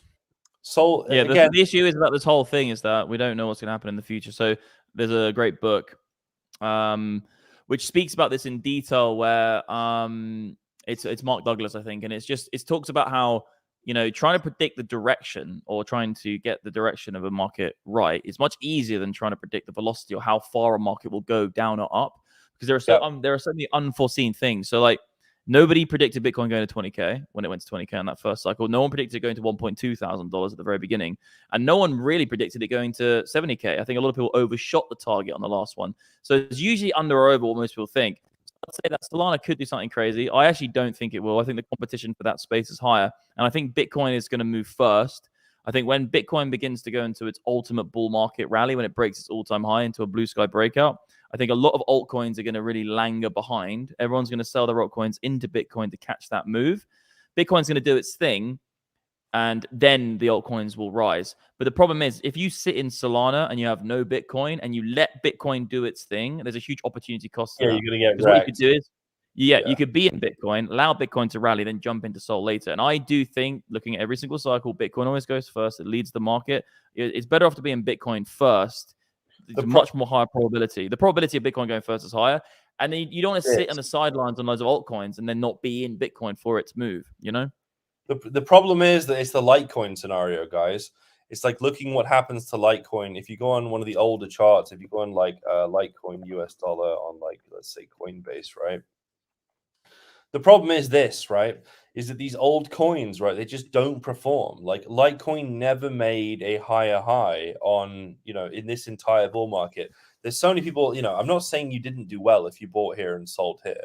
Of course, you made like a 15x or whatever it was, 12x, you did well.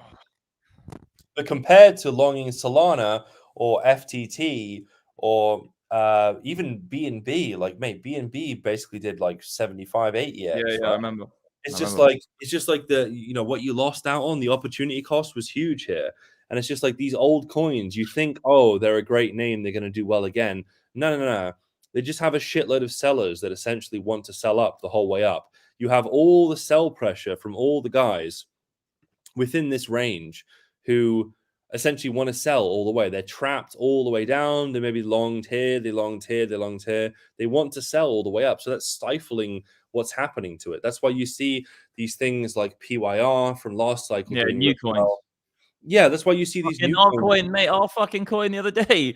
The one I called in the group and then did a video about it. The cash tree absolutely fucking mooned out of nowhere. Rocky's still on the rocks right now, trying to do what it's going to do. But just if you watched my last video about those 2 microcap altcoins, those are meme coins essentially I'm trying to find, and we went through hundreds of DMs to try and find the right one and see from the community. And Cash Tree is one of those ones which done really, really well. You know, the new coins can really fucking move. And like Rocky came out and like what was the other one called Myro did like 160 mil market cap. Anyway, we're going into degen kind of gambling coins, but I'm saying that if they're new, they do have from the beginning fresh blue sky breakout shit. There's no prior resistance of people. There's no prior bullshit holding them no down. one ever bought the top, you know? Yeah, that's it. Could you kindly educate on the advantages of holding MicroStrategy? Oh boy, there's none. Essentially, you're holding like a synthetic Bitcoin. Like which question is that? Let me find that question and put it on the screen. Lord Drake is saying essentially, what is the benefits? His wife is holding MicroStrategy. I don't know, you'll say the same thing. It's like it's buying like a mellowed down Bitcoin. It's buying Bitcoin plus a bit of the stock of how their company is doing. I just say if you want a long Bitcoin, just go balls deep. Like, don't fuck around with MicroStrategy. There's just no need. It's just in fact, it's more risk. Wouldn't you say, Max? It's more risk holding MicroStrategy because the company, you know, Saylor could do something stupid with the company. Whereas if you're long Bitcoin, no one knows who Satoshi is. There's no actual. That's the whole point. Yeah, you're betting it on more pure level. It's almost like it's very similar to owning an ETF of Bitcoin. You know, essentially, but actually more risk. Yeah, it's more risk because you got the counterparty risk of Saylor fucking it up. You've got maybe like there's 2 ways you can look at it. You've got the risk of Saylor fucking up, which could be bad, but the positive part of it is that you have the luxury of not having to deal with Bitcoin. So if you're someone who's like, I don't really care about it, I don't want to get a wallet and do all that kind of shit, take the cost of the risk of Saylor fucking it up and not having to get Bitcoin yourself, same as an ETF. But if you're like, I really like Bitcoin and I do want to learn, just get Bitcoin because then you have the counterparty risk and you've learned something and you've got the Bitcoin itself. So then, you know, I think it really depends. I do see the point of MicroStrategy. I see the point of owning it in a portfolio because Michael Saylor might do something really brilliant as well, which means his company gets really good.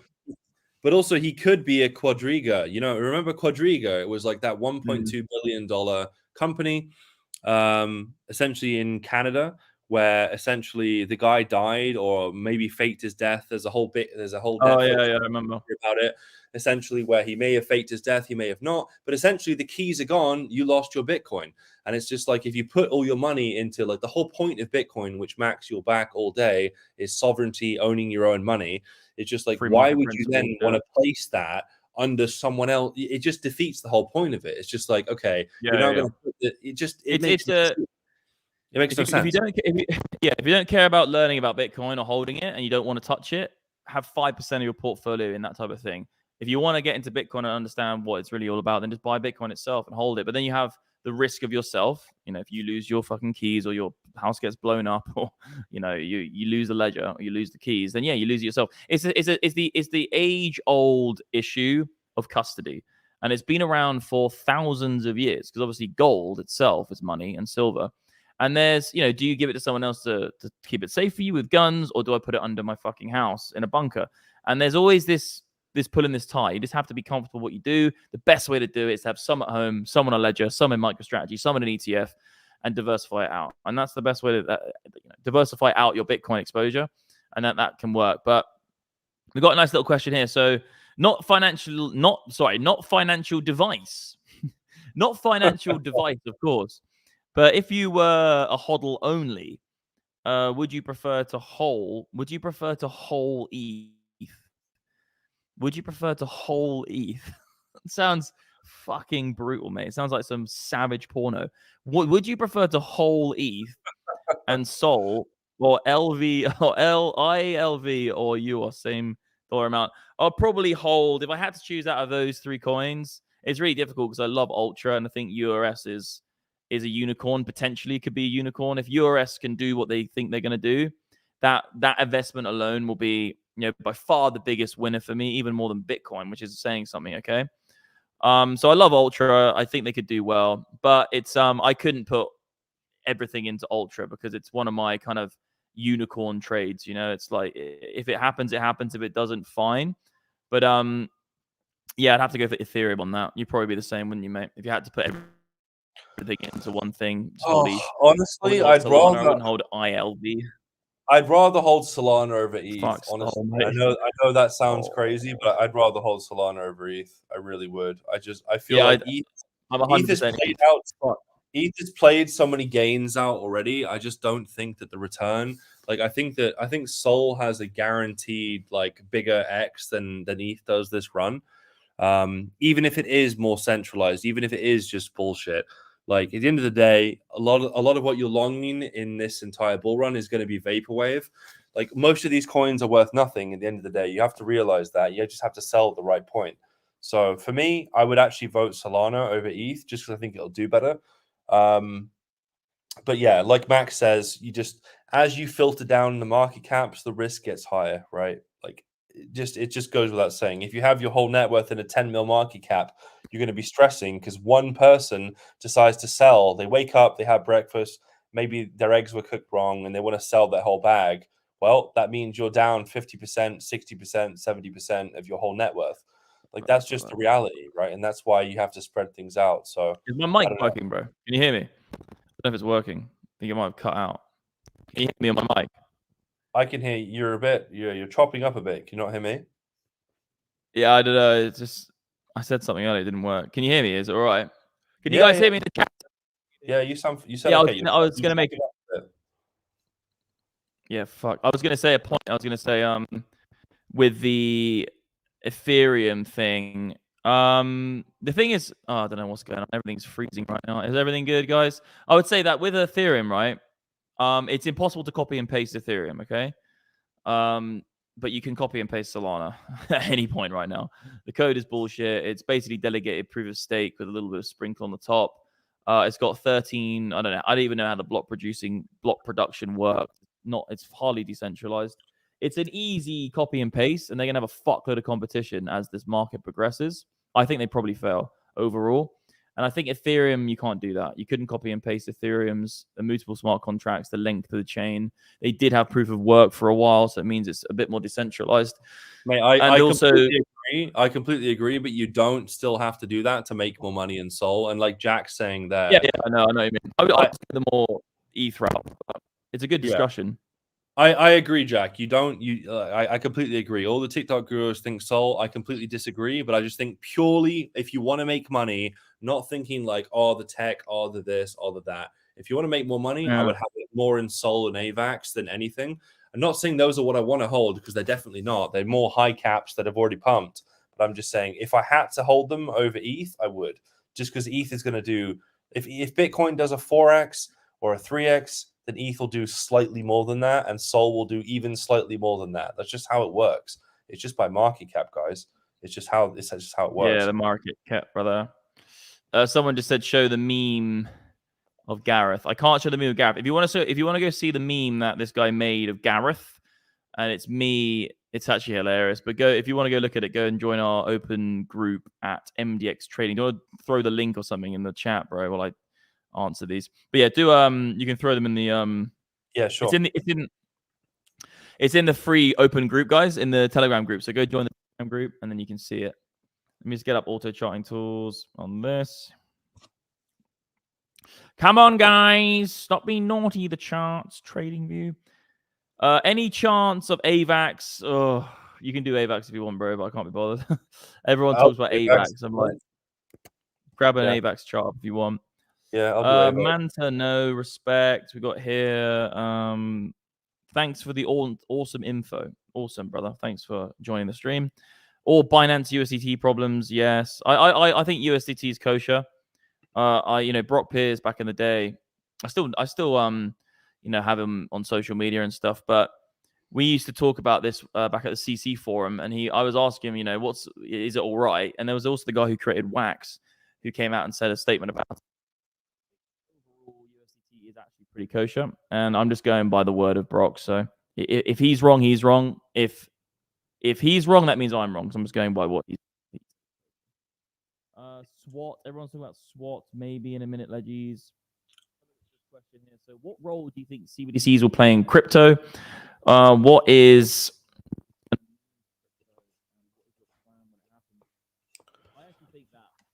Your mic's cutting out bigly, brother. Guys, can you hear me? In the chat, tell me if you can hear me. We're back. We're back. Back. So fucking annoying, isn't it? This Dubai internet. Watch my camera go down now as well. Look, my camera's going to go down as well.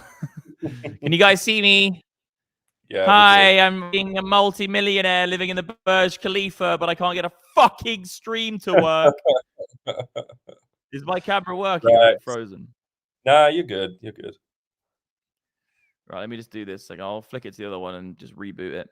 But yeah, guys, so I have millions of dollars, everything I would ever need in my life, but I can't get the fucking stream to work because the internet in the Burj Khalifa is mental. For security reasons, it's fine. I'm very safe. It's not his mic, chat. It's not his mic. It's just Dubai internet. They just filter everything. It's actually not my microphone. It's the internet because I do recorded videos and it works flawlessly. It's just the internet has some sort of a thing within the internet here in Dubai, which they filter it into the Burj Khalifa. They're obviously just like monitoring and stuff, and then it means that there's a high ping. So it's 100 megabytes a second, 0, 100 megabytes a second, 0, 100 megabytes a second, 0. So it's literally just doing that the whole time. Great fucking country. So nothing bad to say except for the Okay, what role do you think CBDCs will play in crypto? Again. Is it salmoning again? As soon as I ask the question, it's like they know I'm going to talk. Oh god! You fucking speak, microphone. Okay, I'm just going to do the question. Is it working? Yeah, it's back. We're back. Fuck's sake.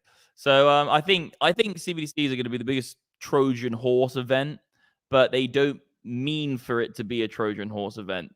So the government are building these things, and they're going to force them into they're going to force them through at some point in the future. It's going to happen. Like a lot of countries will say, no, we're not going to do it, but it will slowly happen, and the next government will get in, and then they'll implement something similar, and then it will end up just being the thing.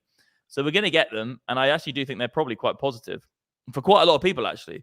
There's going to be quite a nice way you can use CBDCs to get some sort of like wallet, government-backed wallet, a central bank wallet, and a private bank wallet, and it will quite likely make it more simple for you to buy crypto, probably at some point. The thing is with it, the government are going to implement them thinking that they're going to get rid of crypto, but I think what it's going to do is it's going to make crypto even more important. And it's also going to highlight to the world the importance of understanding what real crypto is. Not CBDCs, but real crypto. Because CBDCs are not cryptocurrency. They don't use cryptography. They probably just use an open ledger database system. So they're not actually using anything innovative in the technology. It's just a database system to account for already the fiat currency and circulating supply. So what this will do is it will familiarize people with what digital money looks like, how digital money works, and kind of give them a little bit of a taste of this kind of digital world. And then I think it will just make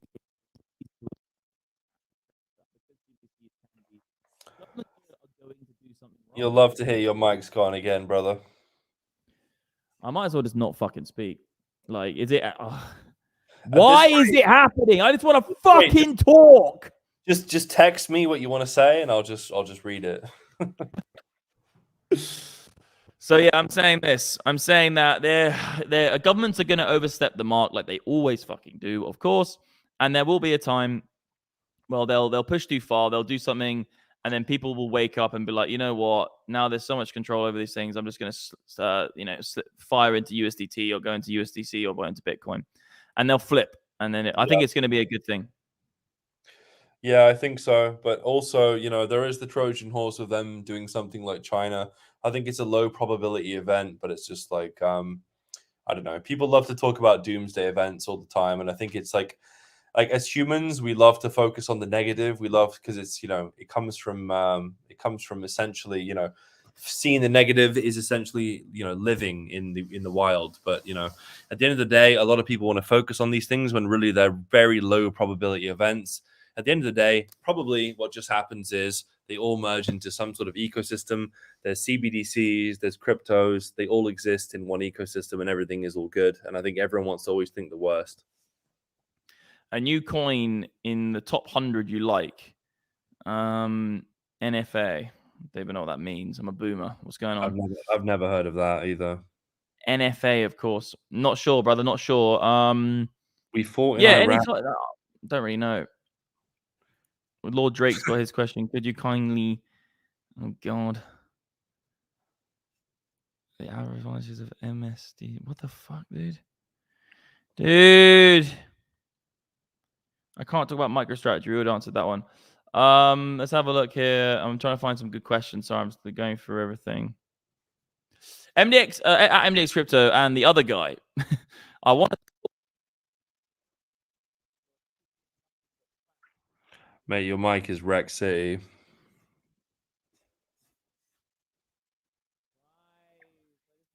It's fully off now.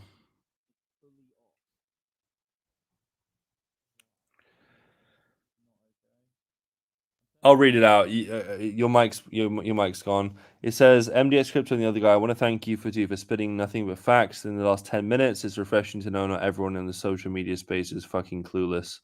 Legends. We appreciate that. Thank you very much, Lane. Is it still? Yeah, you sound like you're in a submarine at like 2% volume.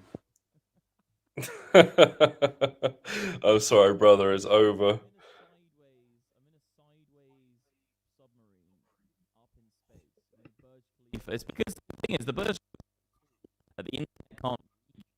Mate, your mic has been so rugged. Your mic is literally a shitcoin down 99% right now. Is that better? Oh. Is anything changing? Is it working? I'm literally ripping it apart. Is it getting better or worse? Like, what's happening, bro? It's just desecrating my ears, brother. Oh, for fuck's sake. Like, the host of the show is just desecrated. You gotta take over, man. I can. At MDX Crypto. Oh, no, it's the same one. I'll just look at the chat and see some good comments. I missed a few good ones. If you can scroll up and try and find the fucking... Yeah. No worries at all. Max, you mentioned in a private about talking about your cash out strategy into property and gold, whatever. Can you elaborate? Is your mic alive? Can you elaborate? Hello, can I? I don't know if I can elaborate. Actually, you can elaborate. It sounds great now, brother. I need to ask the Dubai internet if I can elaborate. Yeah, so I'm gonna do the cash out strategy is this. I'm not gonna go into US dollars. I'm not gonna sell into cash. That's what I've done pretty much every cycle ever in anything. I've sold into cash when I think it's gonna go down. But this next one, I'm not gonna do that. I'm gonna sell into gold. I'm gonna sell into Pax Gold. I know the account I'm going to use. I'm going to the institution and the broker I'm going to use it with. I know everything's sorted out. I might do some silver, but it'll probably mostly be gold. And then property. So I think, there is a real nice potential scenario, but I think this is kind of looking like it's getting more and more likely as time goes on. Where, if you look at the housing market, I can actually bring up a really nice chart for you. If you look at this Chase Skiller. Let me find this bastard for you. I think it's Chase Miller, sorry. Real estate. Oh, no, it is. It's literally called Chase Schiller. I forgot it's literally Schiller. So if you look at the house. Hey, Schiller. Yeah, it's actually I thought it was Skiller, but it actually is Schiller, so fair play to him. Yeah, so Chase Schiller. So this is the inflation-adjusted house prices of the U.S. market aggregated into an average, really. It just says the blue line's the USA average. Obviously, if you go to San Diego and Los Angeles and Seattle, it's going to be very, very high. If you go to Detroit and all the dead ones, like fucking Cleveland and Minneapolis and Atlanta, it's going to be low. But the average, inflation-adjusted price of a home is just about making all-time highs, okay? So it's just broken its all-time high. If you look at this chart, you've been completely scammed by your government because this is what the house prices, what most people look at. They look at, oh my God, look how fucking amazing this is. House prices have literally doubled or tripled. Like this is more than double, okay? The house prices are more than double since 2005, okay? Let me go back a little bit. I'll quickly show you the chart. So if you go back to 2005, around here, you can see January 2006 and 2009, 2000, yeah. This is before, obviously, the recession, the Great Recession.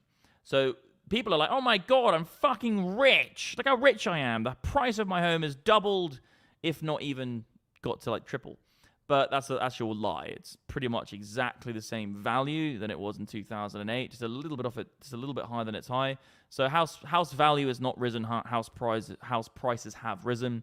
And once okay, I've said this so many times, guys, but there's a very, very key difference between a price of an asset and the value of an asset. The price is just what it's denominated in relative terms to inflation. The value is if it actually increases in price faster than the inflation rate. I won't go into that.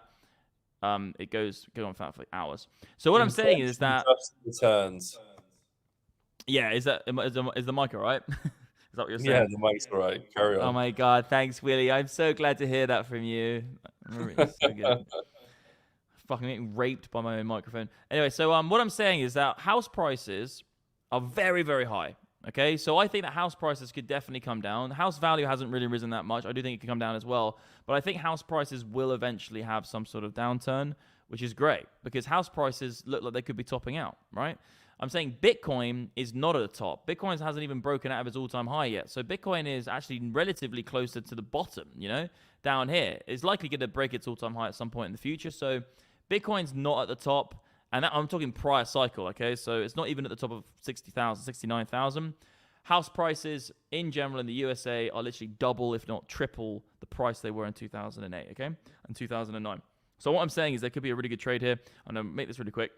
I'm thinking that if Bitcoin does go on its giga bull market this next couple of years, I think by the end of 25, we'll know how far it will go. Wherever it goes, if we did see in the next 2 years house prices begin to fall, I think there could be a really, really nice trade there. I think there could be a trade where house prices are falling, maybe Bitcoin's rallying and it's stealing the light away from real estate. Maybe some equity markets and other markets are propping up Bitcoin. Real estate investors might get a little bit, want to catch that trend, and maybe people start selling homes in anticipation of buying risk assets, the equity market, commodities, Bitcoin, cryptocurrencies. That might happen. There might be a huge moment there, okay? And this will be a really big opportunity, okay, to then sell your Bitcoin, regardless of whether it's the top or not, but then buy up some properties around the world which are falling in price while Bitcoin's rising in price. I think that could be an incredible trade. And historically speaking, when you look at the best trades in history, it's always been between gold and real estate. If you manage to sell your gold at the top and buy real estate at the bottom, you could have made 200 times your money thousands of years ago. Everyone's like, oh no, you can't do it today. Only altcoins can do 500 times. No. There's been trades in history where if you just got the right moment to sell your gold and got it into real estate, and then you sold your real estate at the right time and got into gold at the right time, there's like these crazy pivotal moments in history where you can like really make some trades. I think we could be coming up to that. And I think that the real estate market is overdue a pullback in the United States and the UK because of the baby boomer generation. The baby boomer generation is much bigger than the millennial generation. So when they start downsizing and people begin to die, unfortunately, when boomers begin to die, those homes are going to go on the market. But no fucking millennial is going to be able to buy them because they're all poor as shit. The millennials have no money. The boomers have all the money. They die. They go and sell their home. All the boomers and all the kids start, because all the boomers' kids have nothing essentially. So when the kids get the boomers' house, their father's house, their mother's house, they're going to go to sell it because, oh fuck, we haven't had any money forever. Let's sell our parents' house. Everyone's going to do that at the same time. And then the real estate market's going to implode in the UK because there's not going to be anyone to fill that void. No one can afford homes in the UK. And you're going to see that 7 times multiplier. It's like 7 years to get onto the housing market right now when it used to be 3. I think that's going to come down. Anyway, to answer your fucking question, I'm waffling on again. Very accurate. It's going to nuke so hard. It's going to nuke. I'm waffling. If you enjoy the waffle, like the video and tell me you enjoy the rant. But I'm saying that is going to be a supply and demand play. And then you're going to see USA markets, and this is also Chinese markets as well, just to bear that in mind. And China's even fucking worse with the one-child policy. So there's other market. Every single market has its own geographical amount of old people in Europe. Just go get a histogram and look at all the countries. You can see when the property market's going to burst just by how old are the people who own all the homes. And you can see a wave. It's like a Mexican wave. When that Mexican wave dissipates, house prices will fall. So I'm saying with the UK and US, that will be a good opportunity to get in. Then you could sell your Bitcoin into real estate. Real estate then comes back over probably 10, 15 years. Bitcoin comes back down. Keep cycling that. Gold, silver, I'll be selling into, and maybe real estate. And I also do think that some real estate in the UK has already fallen because in lower income areas, you're already beginning to see prices fall. So places like Birmingham, up north, they're all getting wrecked. They're all down 15, 20% already. Some of the richer markets are staying propped up because they're that investment proposition of people who are investing into real estate just because they want to get out of something else. But once they dry up as well... I said even Bristol's Yep. absolutely tanking. Yeah, and it's just the beginning. This is just the beginning. You know, everyone. I actually heard someone say this the other day. I can't remember where I was. They were like, like just buy real estate. It never goes down. It literally never goes down. And I was like, there's just hundreds of millions of people who have been trained on real estate only going up. And yes, real estate will only go up in terms of long term, but there needs to be stop offs. Like the S&P, gold goes down 60% periodically. Gold goes down 60% every fucking cycle. Real estate does not go down 60% every cycle. Like look at a gold chart. Let me get my gold chart up. We're kind of going into the deep dive here. But if you really look at gold over its life in the last 100 years, let's go back all the way to 19s. You can even go back further, but the chart won't even take you there. But look, gold is not like everyone's like, oh, gold's so stable. In terms of US dollars, it's fucking volatile, legends. It drops 35%. This is a massive move. This is going to be another massive drop, 50%. Look at these moves here. This is probably going to be a 60% drop. That's a 35% drop. So you got loads of drops here. This is going to be an absolute wamp one. This just looks like this looks like Bitcoin essentially. 50% drop. So gold drops a lot, and I think real estate is due for that. And it's not up only. I think real estate has to come down. But I think real estate is just so primitive. So the primeval need for a home is like number one for human beings. It's like I need a fucking house because I need somewhere to live, sleep, shit, fart, brush my teeth. So there's this kind of this mental like demand the whole time. I need it, and it's great. You do need it. So real estate prices are just really interlinked with geographical age and what generation is here and how big is this generation. And it's really, really tied to if you have a big generation holding the homes and then they die, that it's just a cycle of death and repurposing those homes. You've got to remember in the UK as well. One more point about the UK. Rishi Sunak, all he's been doing for the last fucking however long he's been in power for, and the governments before, all they've been doing is building and building and building and building homes. It's like, oh, we need more homes, we need more homes, we need more homes, we need more homes. And the population isn't increasing. They're building all these fucking homes. There is going to be, I reckon, in the next 20 years, that just so much supply. And there's going to be no demand because no one can afford anything in England because a sandwich costs 15 quid. And everyone has nothing, except very hyper rich. Like us, the ones who got into crypto and got into forex markets and trading. We managed to escape that void, which is sad because we managed to escape it by doing something which is pretty much just holding on to something which wasn't the Great British Pound. Clicking buttons. Yeah, clicking buttons and holding something that wasn't the Great British Pound and basically just allowing ourselves to retain the purchasing power we should rightfully have. But in England, thing is about England is that everything's gone over the last 50 years since the 60s, the Second World War.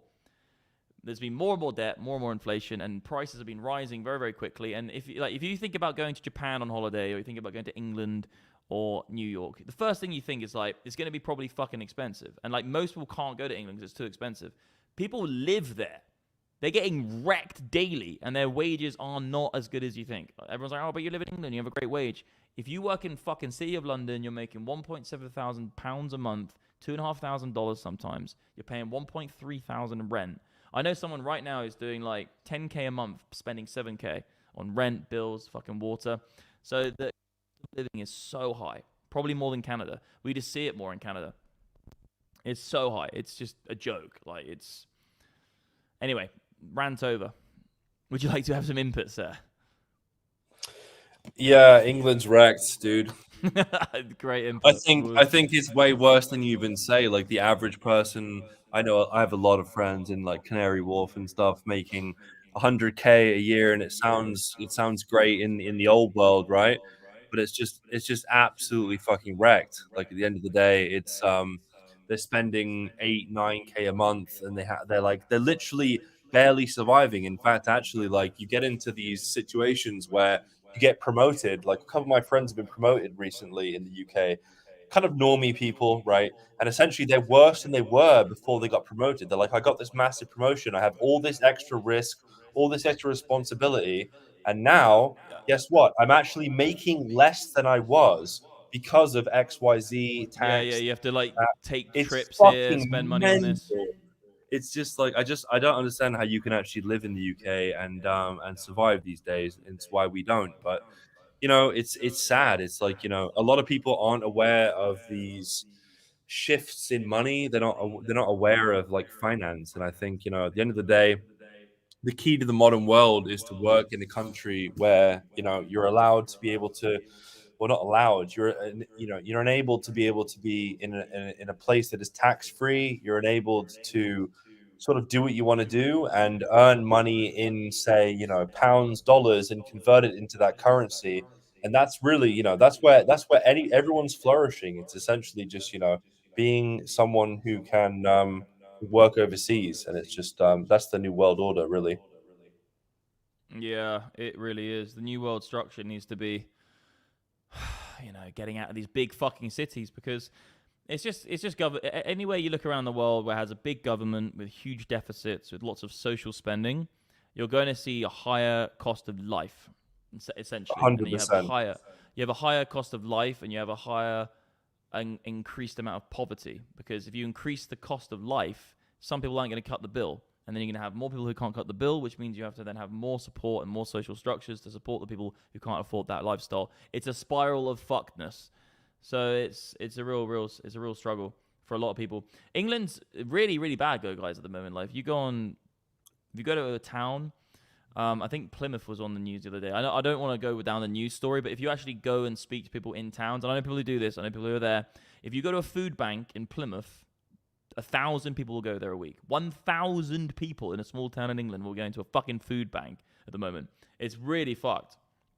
But yeah, you gotta evolve. So many boomers here in San Diego have been taking out loans out on their properties. I feel like a good portion of the boomers will lose their homes in large cities. Yeah, this is another great point about the real estate market crunk. See, so it's the same way as everyone. It's a great example. Okay, so with Bitcoin, a lot of people went on Celsius, and they went on NEXO, and they went on Voyager, right? And they put their Bitcoin in it, and they took a 3x loan. They took some cash, and then everybody got wiped out because they lost their Bitcoin, because they essentially took a small leverage loan on it. Like my friend, I have a very good friend, I won't mention his name, he'll be embarrassed, but he went on an exchange like that, like NEXO, had all his Bitcoin, took a loan on it, a small loan, used it as collateral, got the loan, and then eventually all the Bitcoin got taken by NEXO because it dropped in price. It's going to be the biggest margin call you've ever seen in your fucking life. Because you have all these boomers they've leveraged up on their houses. They're up to 50% of the house is just out there in the fucking ether on cash. They've spent it on a few holidays. As soon as you see the price, it's going to be a forced sell as well. It's amplified, bro. It's amplified Yeah. because the debt, not only does the price crash, meaning the underlying asset you're holding to do whatever, like, to essentially hold the margin is going down, Yeah. but also essentially on top of that, the debt is everything is being just, I guess, just magnified essentially by the Yeah, fact it magnifies the losses, it because magnifies the if you get losses, it margin called, you magnifies, lose your home. It's a forced sell. You have it's to sell forced your house as wealth soon and as everything. possible. Plus Yeah, the and rates also it's go panic. up, It's a panic sell. the So I rates reckon real worse. estate's going to get renewed. Yeah, 100% Look rates. at the United States debt to GDP. Obviously, we know that, but look at the United States individual personal debt. You're fucking going like all It's these off the boomers are like, charts, oh, I'm man. so rich. They're looking at honestly, all the boomers are doing it are exactly what SBF did. SBF looked at his fucking coins, which he owned, and was like, you know what, I'm just going to leverage all this out and take loans on the back of these coins. And then suddenly the coins are worth nothing, and then his whole entire fucking business went under. It's going to be the same thing with these boomers. They're just doing it. They're all SBF. They're like they point the finger at SBF and say he should go to jail, when all these boomers are doing exactly the same thing with their financial advisors. They're looking at this number on a fucking piece of paper. This number's only been going up for 50 years. My house is up 3 times since 2008. And they're consistently just taking loans on that. It's just And guess what? subprime all over again, isn't it? It's It's the literally same just fucking subprime. thing. It's the same fucking thing. Same And it's thing going to be over a margin call. It's going to be a flush. And it's all... Okay, the thing is about these moments, right, as well. This is something which I've learned from 2008. I've looked back in history. Obviously, when you go back to 1921, I didn't live through that, but you can research it and understand it. Here's the fucking running theme. Nothing happens, and then everything happens in like a month or a week or a day. Okay, so this is why timing is difficult, because short sellers are always waiting for that moment for it to fucking all happen at once. And if you catch it, great, but you have to be prepared to wait, because these things happen all at once. Because that's essentially how human beings work. If we were all prepared for this crash, like, we're all prepared, so what we're going to do is actively go and sell. These people might say they're prepared, but they're not actively doing what they say they are saying. If you are actually prepared, they'd be selling now, but they're not. They're just saying, I am prepared for the crash, but they're not selling. When the sellers actually come in, it's too late. It's human nature. It's like no one does anything until everybody has to do everything, and that's when the actual thing happens, because essentially the price goes down when they sell. If everyone was prepared for the big real estate crash, it would just be a nice slow dip. It's not going to be a slow fucking dip, is it? It's going to be like to zero. I mean, it's just a chain reaction as well. Like things take out things. Suddenly someone can't lend to you. Oh They yeah, look at revoke this. Ding, ding, ding. It goes down the. Evergrande, bro. Fucking hell. I actually saw that today. Evergrande's been liquidated by the Chinese government. This is already priced in, by the way. I am not an expert on Evergrande, but this is might not what be, I know though. about. Yeah, there might be repercussions for this, but I think it's all priced in, because this happened 5-6 years ago. So what happened is, and this is just a limited, this is me going on a few different articles, reading a few bits and bobs, and having a few people I know who live in Singapore who told me some shit. What happened is, Evergrande basically used to take money off Chinese people and then build the homes later.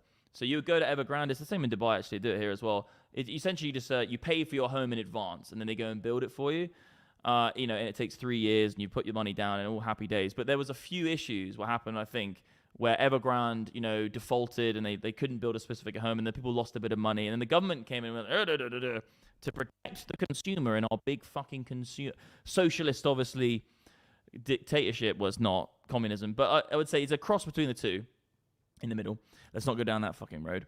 It's in the middle between communism and capitalism. But I'm saying what the government came in and did, they said that, look, you aren't actually now strictly allowed to do this. We're going to say it's illegal for you to take money.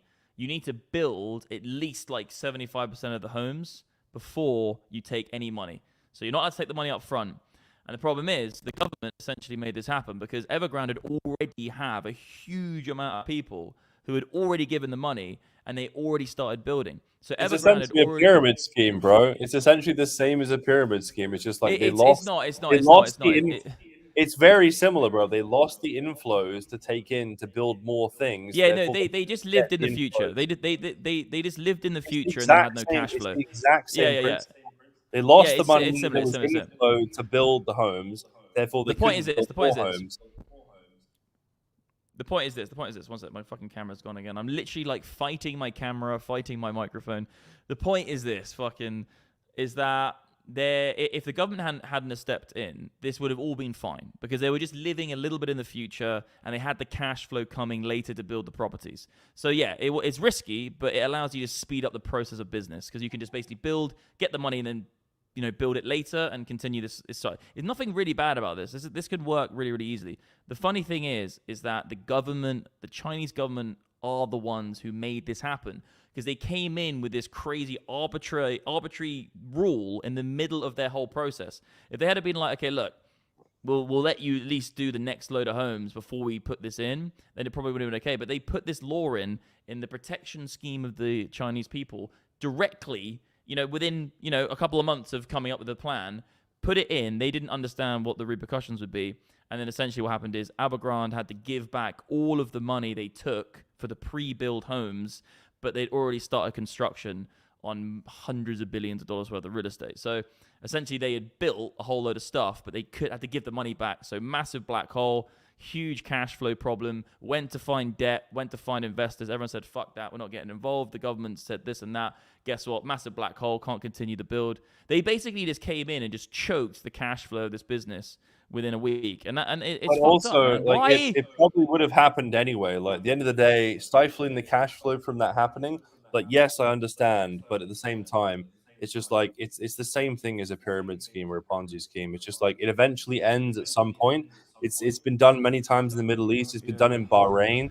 The exact same thing happened there, where they built a shitload of towers. I lived there for a while. There's literally no one occupying any of them at all. It's just a complete Ponzi scheme. And so it's just... Yeah, I wouldn't... Obviously, the terminology can be different. I wouldn't say it was a Ponzi scheme. It's not a Ponzi scheme, but that's directly some sort of thing, yeah. It's the same thing, right? You put money in for something, and essentially it gets expedited and to The use thing is about this else. scheme, you don't the thing is about this scheme, you don't technically, strictly speaking, need new investors to pay the existing investors, because if you take the money from the investors and you have the money from the investors, you can always build the thing in the future. There's always the risk of the market crashing, and there's always the risk of the build not happening because of an earthquake or a nuclear bomb. So there's an added risk to it, but it's not a Ponzi scheme because you don't, technically speaking, need new inflow. If you need new But you inflow to do pay the until existing there's not investors. new investors. When there's not new No, but investors, if you suddenly never the had government if you goes never had a bad. new investor, bro, if you had never had a new investor, but you had taken the money to build the homes, you would just basically build their homes, and that would be the last run. Yes, it's risky because there's an area where you do need to fill a void if there's a problem. So if there's a great recession or a market crash, it is risky, but it speeds up processes. And a lot of companies, like you're rightly saying, a lot of companies this does happen to. Happened in Dubai as well in 2008 as well. All the real estate market guys got fucked because they'd started building all these mega projects, but all the investors then cut out halfway through and said, actually, we don't want to pay. Or, they were already taking the money, had to give it back. So I understand that it fucks you, but yeah, I'm just going on semantics here and terminology. It's not a Ponzi scheme and not a pyramid as such. It's just that Not by the definition. point I'm trying to make. They're also leveraging the money. Like they Yeah, it's just leveraging leverage. money. It's just leverage. It's as simple. Yeah. It's just leverage. It's just fucking leverage. But the point I'm trying to make is that people are blaming Evergrande for this. It's solely, from what I've seen, and I'm not saying I'm 100% dived into this, but it's solely just government intervention which caused this problem. If they had have come in less heavy-handed and why are they trying to regulate that in the first place anyway?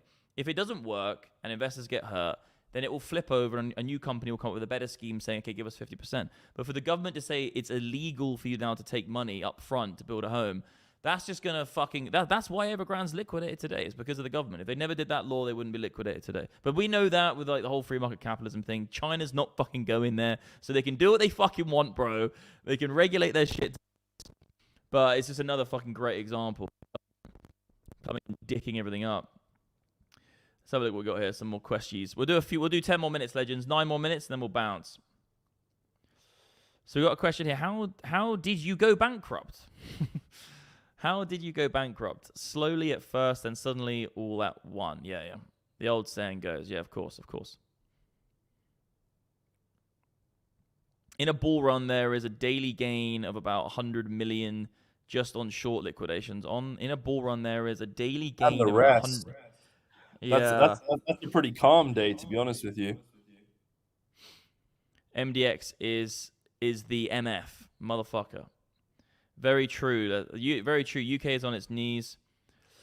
Yeah, well, the UK is fucked, yeah, and the US is in a bad spot as well. I saw a horrible video on Twitter today. I don't know who posted it, but it was just like showing like a load of videos of just like, I know this sounds mental, but it just looks like racism against white people, and like 3 of these people died. There's just gangs of these black people just beating up white people. Just on the premise of skin color. It's fucked, man. I don't know. Maybe I'm just seeing this. Because, I know what social media is like. You click on one fucking video and then suddenly every video is that type of video.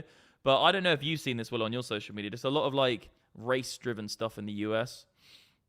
And it doesn't even look like it's black on white. It looks like it's black people against white people for them being white now. Do you know what I mean? Yeah, it's almost for the sake of it, isn't it? It's that's been the same for a while. But I also agree. Brainwashed. Like Twitter is really bad for that. Like Max, how many times do you and I like talk about a video that we've seen like an hour before? Like we literally have the same feed. Like he just knows who we are. Someone said here, most of the UK is affordable to live in. And by the way, I listened to your point. But I think social media like Twitter, we've spoken about it so many times, it's just a bit fucked up. Most of the UK is affordable to live in. Mate, I'm not cherry picking anything, dude. What I'm saying is this: is that historically speaking, if you have a country like England, which has become more and more socialist as time has gone on, the ease to live in that country, respectively, or what you think a good way of living has got more and more difficult as time has gone on.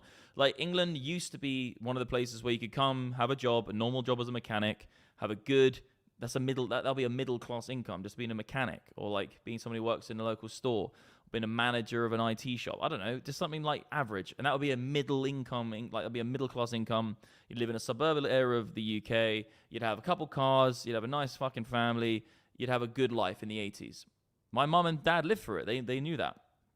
And now you go to exactly the same spot. Whether it's still affordable, yes, it might be affordable. But I'm saying that it's a lot less affordable than it was 25, 30 years ago. And that's not just because, oh, but things just go that way. Everyone's like, but inflation's just inflation. Things just get more expensive. No, they don't. Things just don't have to get worse and worse and worse all the time. It's not like the price has to keep hitting. Inflation does mean prices rise. But wages can outstrip prices. Like you look at since 2008, if you look at a property in I can't remember the article. It's basically $100,000 property in 2008 is now $400K in the United States. Okay, so it's a $300,000 increase in price, and a nurse in the United States has gone from earning $65,000 to $69,000. That's just quantifiable from the Bureau of the United States average people getting paid. You've gone up $4,000 of income over 10 years, and house prices have gone up 4 times. Like, you don't have to be a rocket scientist to understand that. This is all a bubble due to government deficit. Like, it's fucked.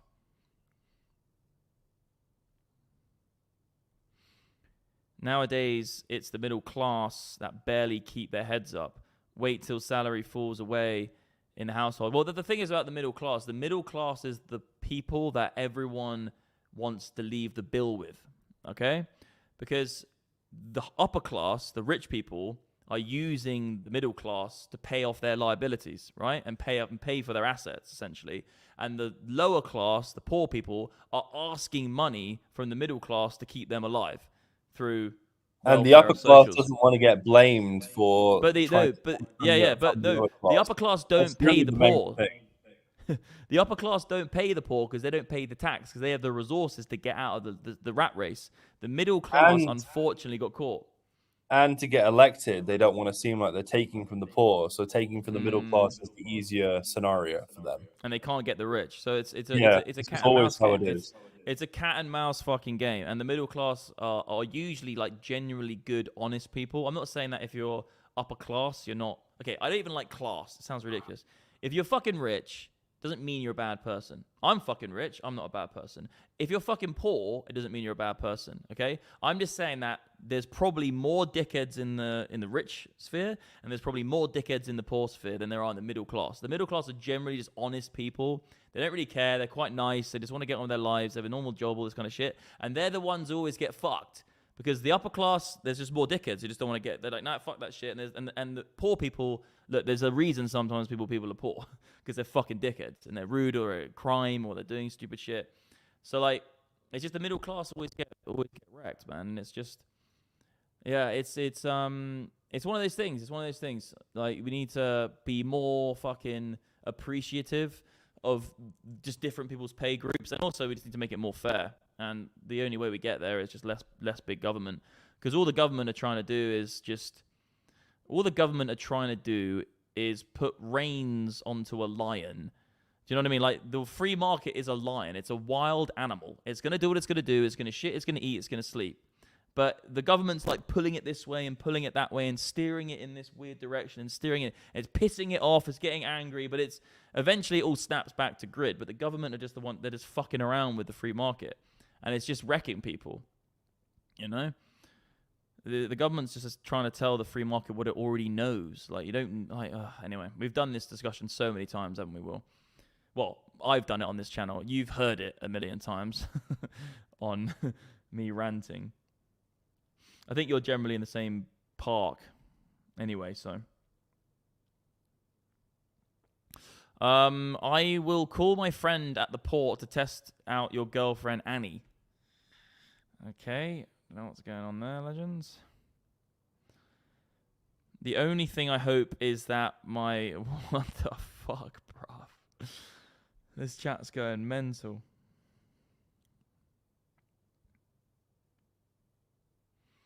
Anyway, we've got a couple minutes left. I think you're on mute, by the way, Will. Your microphone's muted right now. Just going for a wee, lad. Lots of, join my world, bro. Just streaming for hours on end.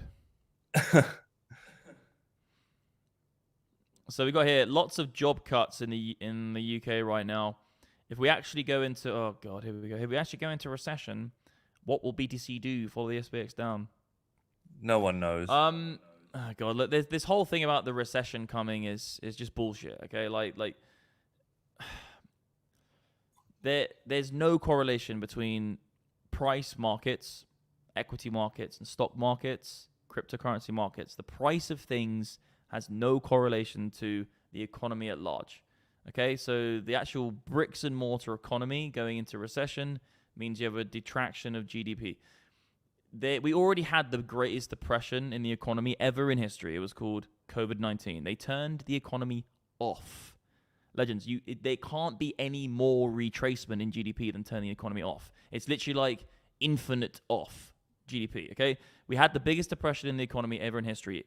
60% of all companies defaulted and went bankrupt. Even the biggest companies in the world, the Victoria fucking, that fucking bra and pant brand by women, bankrupt. Some of the biggest companies ever, like the fucking, that one called, the clothes shop called, God, I don't know. I'm not good with the clothes, but there's one called the famous clothes shop in England, bro, which went under. Oh God, so annoying. It's on the tip of my tongue. Anyway, everything went fucking bust, legends. Okay, that was the depression. That was worse than 1921, the biggest depression ever in history. Guess what? Bitcoin went to the fucking moon. It dropped and it rallied as the market was getting worse. It just rallied. We all know it from the chart. I'm not going to waffle on about this anymore. I've said this before. Same shit over and over again, but we all know. Let me go on a daily scale. Actually, it's probably better. So when COVID actually happened, my point is to cut to the chase, right? Bitcoin can go up if there's a recession in the economy. So we had the COVID crash 19, and then the Bitcoin went up in price. During this time period, the economy just got worse and worse and worse. More deaths, more unemployment, more companies went under. Price of Bitcoin went up, okay? So there's no correlation between the economy and the stock market and the crypto markets. The only thing you could say is this, okay? It's just we're already in recession in the economy because GDP is falling. Actually, GDP is going up. Actually, we're not in recession. I don't know if you guys can still hear me. My camera just keeps doing this. Really need to get this camera sorted out. Oh, golly gosh, young sirs. I think it might just be gone. I'm just going to... Anyway, I'll make my point and then we'll go. If there's a recession and GDP begins to fall, when GDP begins to fall, it will have probably no bearing effect on the price of these things. If you have a recession, you'll probably see more people jumping back into asset markets like that. Because if you go by the idea that if the stock market goes down, that means we're in recession in the economy. You essentially have just created an extremely strange rule book, because if you say that the stock market needs to go down, which means that the economy is in recession, that means that during COVID, we weren't in recession because the stock market went up during COVID. So if you go, oh, but if the stock market goes down, it means we're in recession. Well, that means we didn't go into a recession during COVID. That's fucking ridiculous. It was the biggest depression ever in history. We had all these companies fail. That means that when the stock market was going down here, that we were in recession at the end of COVID, when everything was getting better, employment was going up. So it's all bullshit. This doesn't mean anything. None of this means anything to the economy. They're two different things, okay? Anyway, we've been streaming a while, leggies. Big love, Max. Hands down, my go-to guy when it comes to BTC. Legend, brother. Good to have you here. Max, did you say you were going to make some announcement or something? Oh, yeah, fuck it. The giveaway. We're going to do a giveaway. So let's do a giveaway, Will. What do you reckon we should do? Should we do like a number in the chat, and then the first person who writes the number wins the giveaway? I think closest to it, yeah. Let's do it, legend. Okay, I'm going to think in the live chat right now. Oh, we should do it in the comments chat, because doing it in the live chat at the end is probably not the best. I think what we should do is let me think about that. People are already battering numbers into the chat right now. Haven't even thought of the number yet, legends.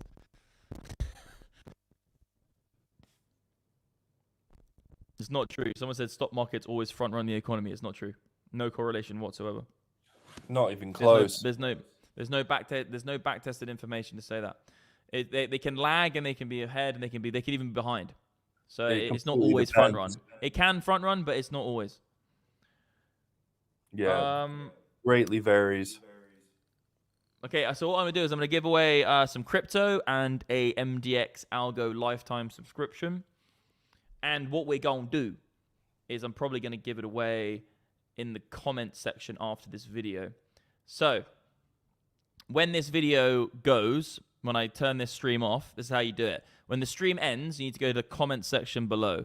You need to write in that comment section below something that you thought was interesting in this video and why you thought it was interesting, and then write a number.